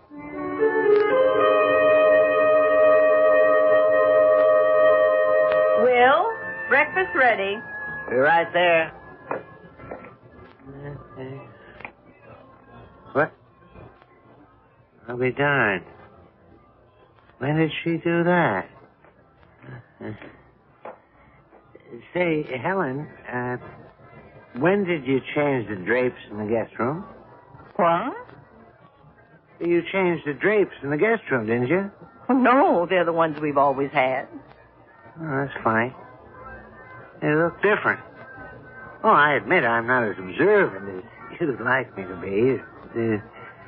Well, maybe they were gray all along. Gray? they look like to me. Well, they're chartreuse. Well, maybe they faded from the sun. But it's not a big issue. Forget I mentioned it. After breakfast, I'm going to march you upstairs and show you the difference between gray and chartreuse.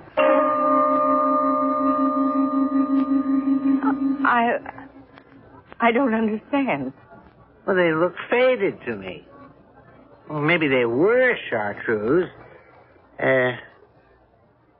Come to think of it, wallpaper looks different, too. Wasn't it more of a gold color?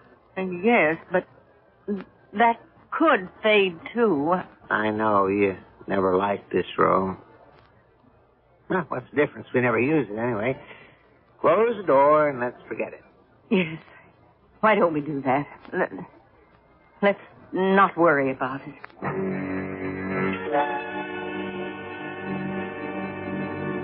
I'm so glad you came, Stephanie. Do you remember what color the drapes and walls were in the guest room when you were here last? Yes, I'm afraid I do. And I'm afraid that I didn't... Well, I mean, it just isn't my style. What were they? Well, the drapes are chartreuse, and the walls are sort of gold. Good. That's what I wanted to know. Come with me to the room. Why, what is it, Mrs. Lanning? I think you're in for a surprise after you see the room. Oh, this is so mysterious. Oh, you'll see. Oh, Mrs. Lanning, where did you ever find them? Why, I didn't. But they're my drapes. White with bluebells. They're exactly like the ones Mother had made up for me. But they weren't like that. Oh, yes. You must have searched for days to get them so exact. Oh, but I didn't. I don't know what to say. You did get these drapes for me. Because I told you Mother had white drapes with a pattern of little bluebells. Well, I thought... Oh, Mrs. Lanning, you are a beautiful person. Stephanie, what color was the wallpaper in here? Do you remember? Pale blue. Yes, to pick up the color of the bluebells. Pale blue. That would be right, I guess. But these walls are a dingy gray. Weren't they gold last week? They were. But Stephanie, the next time you come, I promise you, they'll be pale blue.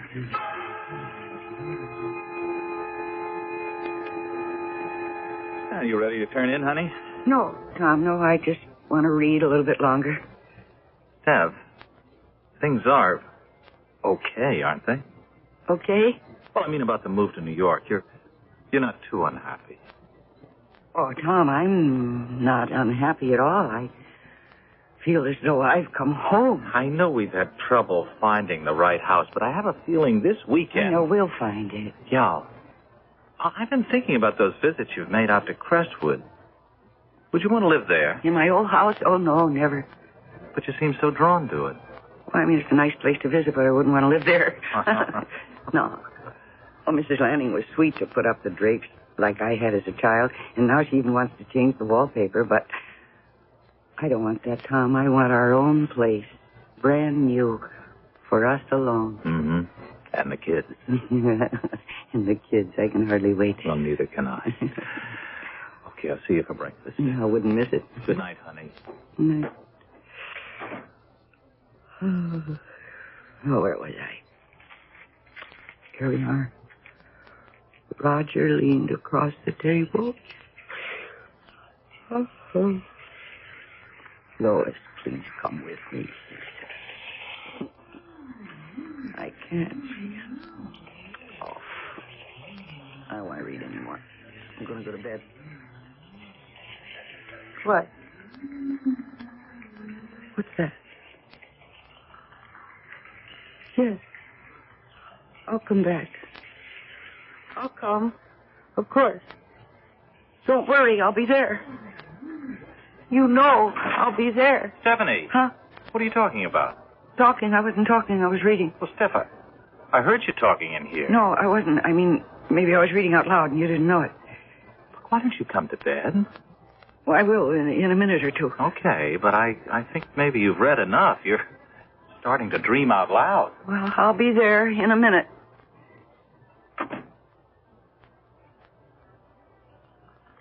Yes. Yes, I hear you. And I'll come back. I'll come back.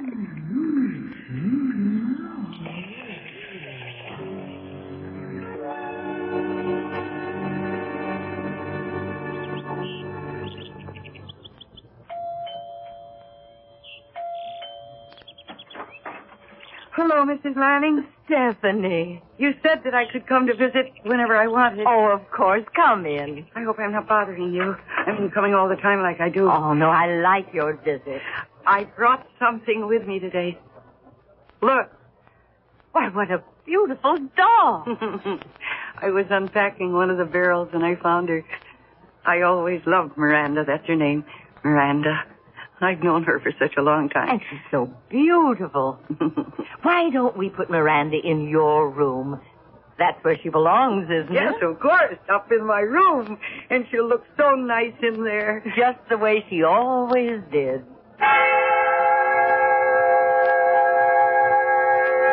I always kept Miranda on the bed. Like this. Stephanie, could you call me Mother? Mama? Yes, Mama. Mama was tall and young, and she had brown hair, such blue eyes. I have blue eyes. And such a smile. Mama was happy all the time. I could be happy if only... Mama had brown hair. Stephanie, look at my hair. Look at my... Mama loved to sing, too. She taught me many songs. My hair is brown. When we're together in this room, it's any color I want it to be. This is my room. Yes, it's your room. It's always been your room. Your room with the drapes of bluebells, the blue wallpaper, and now Miranda. It's your room because it wants you. It remembers you. And for the first time in my life, I feel I belong somewhere. Here. In this room with you. Sing to me, Mama. Yes. Yes, I will. London Bridge is falling down, falling down, falling down. London Bridge is falling down. My fair lady.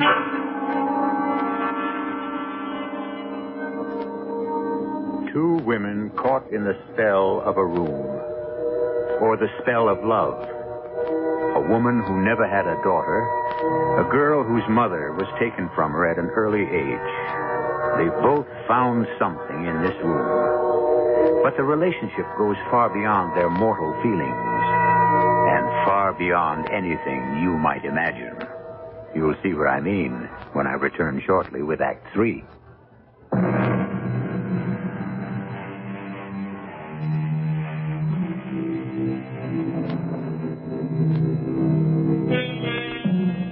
Let's return now to Stephanie Miller, who paid an innocent visit to the house of her childhood, and now feels strangely drawn to her old room.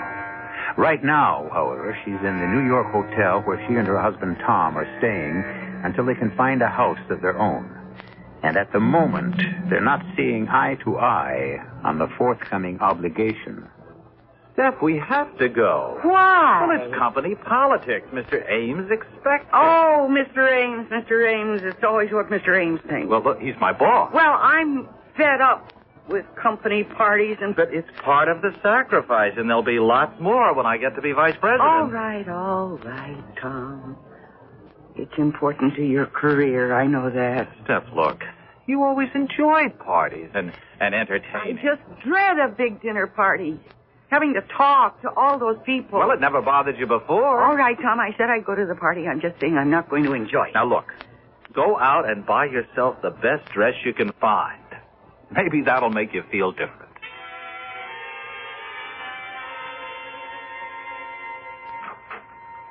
Why, Stephanie, what a surprise. I hope you don't mind my coming without calling again. No, of course not. Come in. Okay.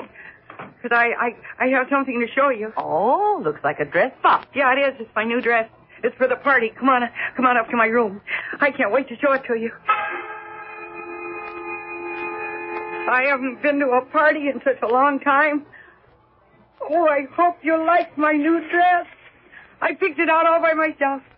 Oh, Stephanie, it's beautiful. Yeah. It's my first formal. Oh, I'm so excited. Imagine me in a formal. Try it on. Let me see. Okay, I will. There were 2 of them in the store, and I liked them both, but I had a hard time choosing between them. You think I picked the right one? Of course you did. Why, nothing could be prettier than this. You really like it? I do. Look, I like the way it twirls. Watch, see? Yeah, I hope my date likes it. His name is Tom, and is he groovy? He'll be the proudest boy there. Yeah, I'll bet Virginia will be so jealous, because her mother is making her dress, and her old date doesn't even have a car. Now, you shouldn't act that way with a friend, Oh, you're always Stephanie. saying things like that. No, really, I like Virginia okay, but I'm glad that I've got a new store-bought dress and a date with a car. Hey, I gotta get out of this thing and run. Where are you off to now? Well, see, there's this new record I gotta get, and I promised Virginia I'd bring it over. So, will you be an angel and hang this up for me? Yes, of course. Oh, no, wait a minute. Put it back in the box. I gotta take it with me. Well, whatever you say. Oh, I'm so glad you like the dress. It's lovely, Stephanie. And I appreciate your coming so far to show it to me. Oh, it's fun to share things with people we like. I really dread going to that party, though. Well, in that dress, you'll be the hit of the evening. And that'll make you feel different.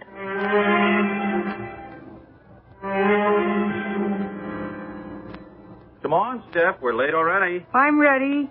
I just have to straighten this belt. Oh, you want help? No. There, that does it. How do you like it? Oh, it's pretty. Just pretty? Well, the style, it's a little young for you, isn't it? Well, you mean young for me? You sound as though I was over 40. Well, look, I don't know anything about women's styles. It's pretty, it is. Well, you don't like my dress, I'm not going to go to the party. Honey, I like it. I don't believe you. You're just saying that. So please, what's the matter? We've got to get going. Mr. Ames hates for anyone to be late. Oh, Mr. Ames, Mr. Ames. Yeah, Mr. Ames. Stephanie, what's the matter with you? What? What did I say? Well, you're acting like a 12-year-old brat. Oh. First I'm too old for the dress. Now I'm a 12-year-old brat. Tom, have you been drinking? No. Should I ask the same of you? Don't be silly. You know I don't drink. Steph, were you out to the Crestwood place again? Yes. I wanted to show Mrs. Lanning my dress. Why? What do you mean, why? Because every time you've come back from there, you've acted strangely. I mean, what goes on up there in that house? Nothing. Nothing. We just have tea and talk. Well, look, I don't want you going there anymore. Besides, you're going to be too busy entertaining when we get our own place. Now, come on. We've got to go.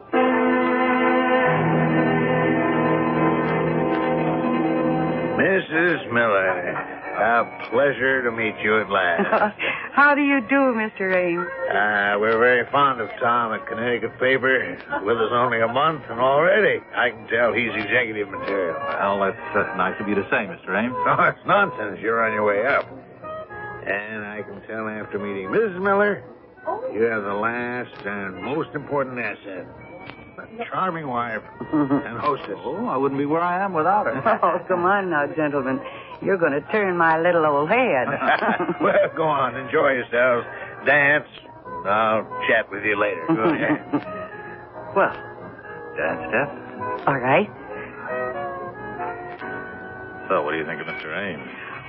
Well, he's very nice. He's forceful, I can see that. Oh, yes, he knows what he wants. Uh-huh. And he seems to want you. Well, look, I'm grateful. It's my big break. Tom, maybe New York was the right thing. I know it was. Hey, Steph, have you been on a diet or something? On a diet, me? Yeah. You seem so much lighter and smaller. I can feel it. No, I haven't been on any diet. And I'm not losing any weight. You just haven't danced with me lately. How would you know?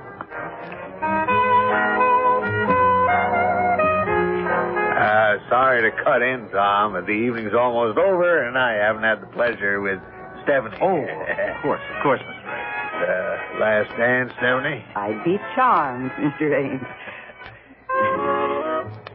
I think a lot of Tom, Stephanie. I'm delighted to have him with the firm. Well, I know he's happy there, Mr. Ames. Really, he's finally found, well, fulfillment in his career with you. That's nice to know. I've had my eye on him, and I know he's going places, to coin a cliche. And with you by his side, you can't miss. You see, Stephanie, a man in Tom's position has to have a wife who can meet people and entertain on the spur of the moment. You might have to have 12 guests for dinner without notice and not bat an eye. Tom will be traveling a lot, out of town for weeks at a time. What are you saying, Mr. Ames? Well, when a man as bright as Tom wants to get ahead, it takes sacrifice. Sacrifice of home and wife, I'm afraid. My Martha put up with it. God rest her soul. And look where I am. At the top. Entertaining lots of people. Being without Tom for weeks, that's what this job means, doesn't it? I'm afraid so, Stephanie. But I know you're up to it. No, I'm not up to it. I don't want to be alone. Oh, Tom.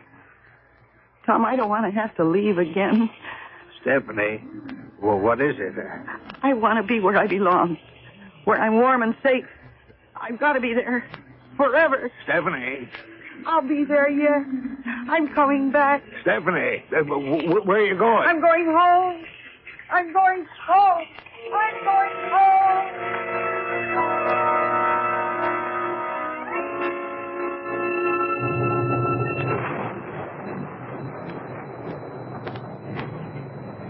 What's the matter, Helen? Oh, nothing. Why? Quiet as usual. It's the rain, I suppose. I always feel depressed when it rains. Helen, I've been meaning to ask you, you've been dyeing your hair? Dyeing my hair? Whatever for? Well, it looks darker than usual.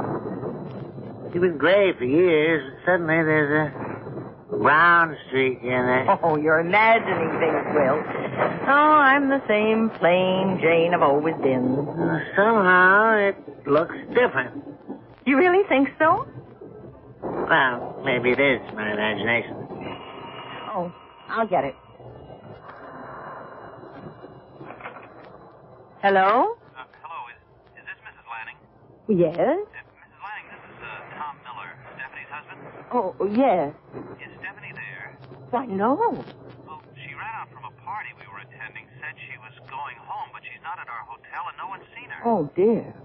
If she does show up there, Mrs. Lanning, will you call me right away? The Imperial Hotel in the city. What makes you think she'll come here? She's very fond of you and that house. I don't know what got into her, but she was apparently upset when she left the party. Oh, but it's such a night. It's pouring rain. I expect she'll turn up at the hotel. I hope so, but please let me know if she comes to you. Oh, yes, I will. At the Imperial. Good night, Mr. Miller. What the devil was all that about? Stephanie's husband. What? He thought she might be here. He can't find her. You've been letting that woman in here all along? I've grown fond of her, Will, and it is her room. Was, you mean? Now, I'm putting a stop to the... What? Oh, Stephanie. How did you get in here? Through the back door. I always come in the back door. Well, you... I'm going up to my room now. I'm going to my room. I don't feel very well. Good night.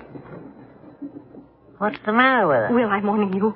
Stay right here. You stay here and don't say anything or do anything. And I mean that.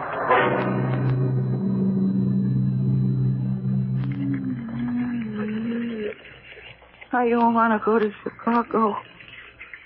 I want to stay here. You don't have to go, Stephanie. You can stay here with me.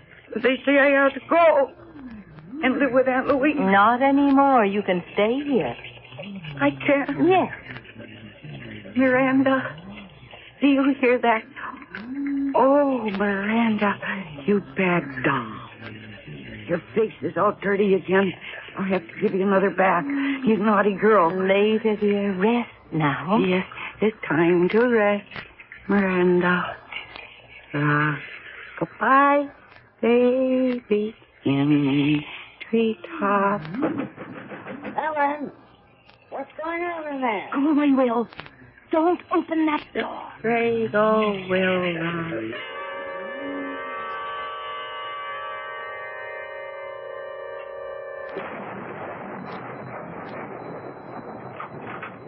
Oh, thank God you're here, Mr. Now, Miller. Mr. Lanning, thanks for calling me. I got a cab up from the city. I've been watching for you. I don't know what's going Well, on. never, where's Stephanie? Well, come on, follow me.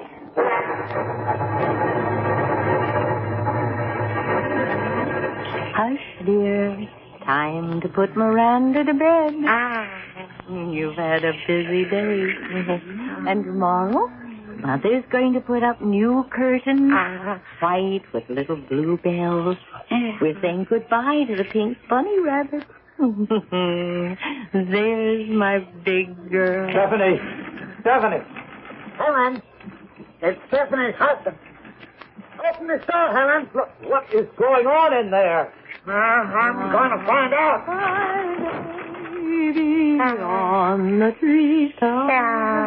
When the wind Good Lord. Where's Stephanie? It's not possible. Where is Stephanie? She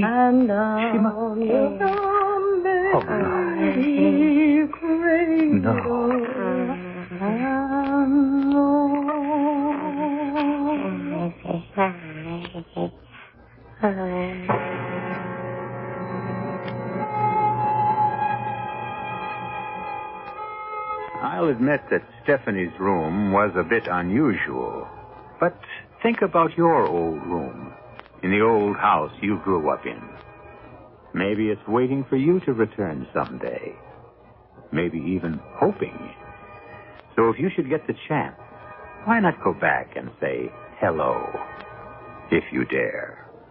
In any case, I'll be back shortly.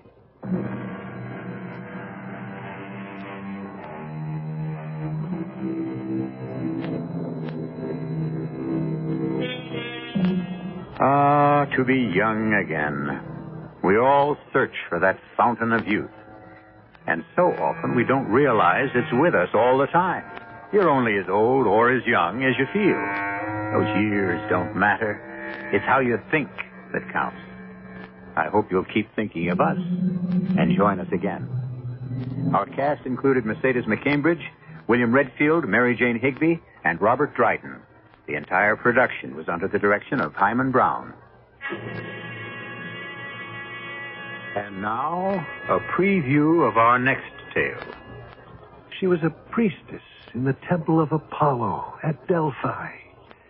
And she fell in love with me. Hey, Pop, you know the sun's getting hot out here. Maybe you ought to get in. Anyhow, you swallow a few grains, and you go into a deep trance. And when you come to, or wake up, it's hundreds of years later. Oh, rave on. Now make plans to break out, Augie. Quickly before they come for you. Go get your gold. Sure, get the gold. And then where do I hide? You can hide anywhere. A secluded spot, a cave, a forest, a desert. Yeah, great. And what do I do for chow? I'm trying to explain this, Augie. You don't eat. You don't drink. You're oblivious to cold, to heat, to rain, to snow. And in several hundred years, you come alive again. Radio Mystery Theater was sponsored in part by Buick Motor Division. This is E.G. Marshall inviting you to return to our Mystery Theater for another adventure in the macabre. Until next time, pleasant dreams.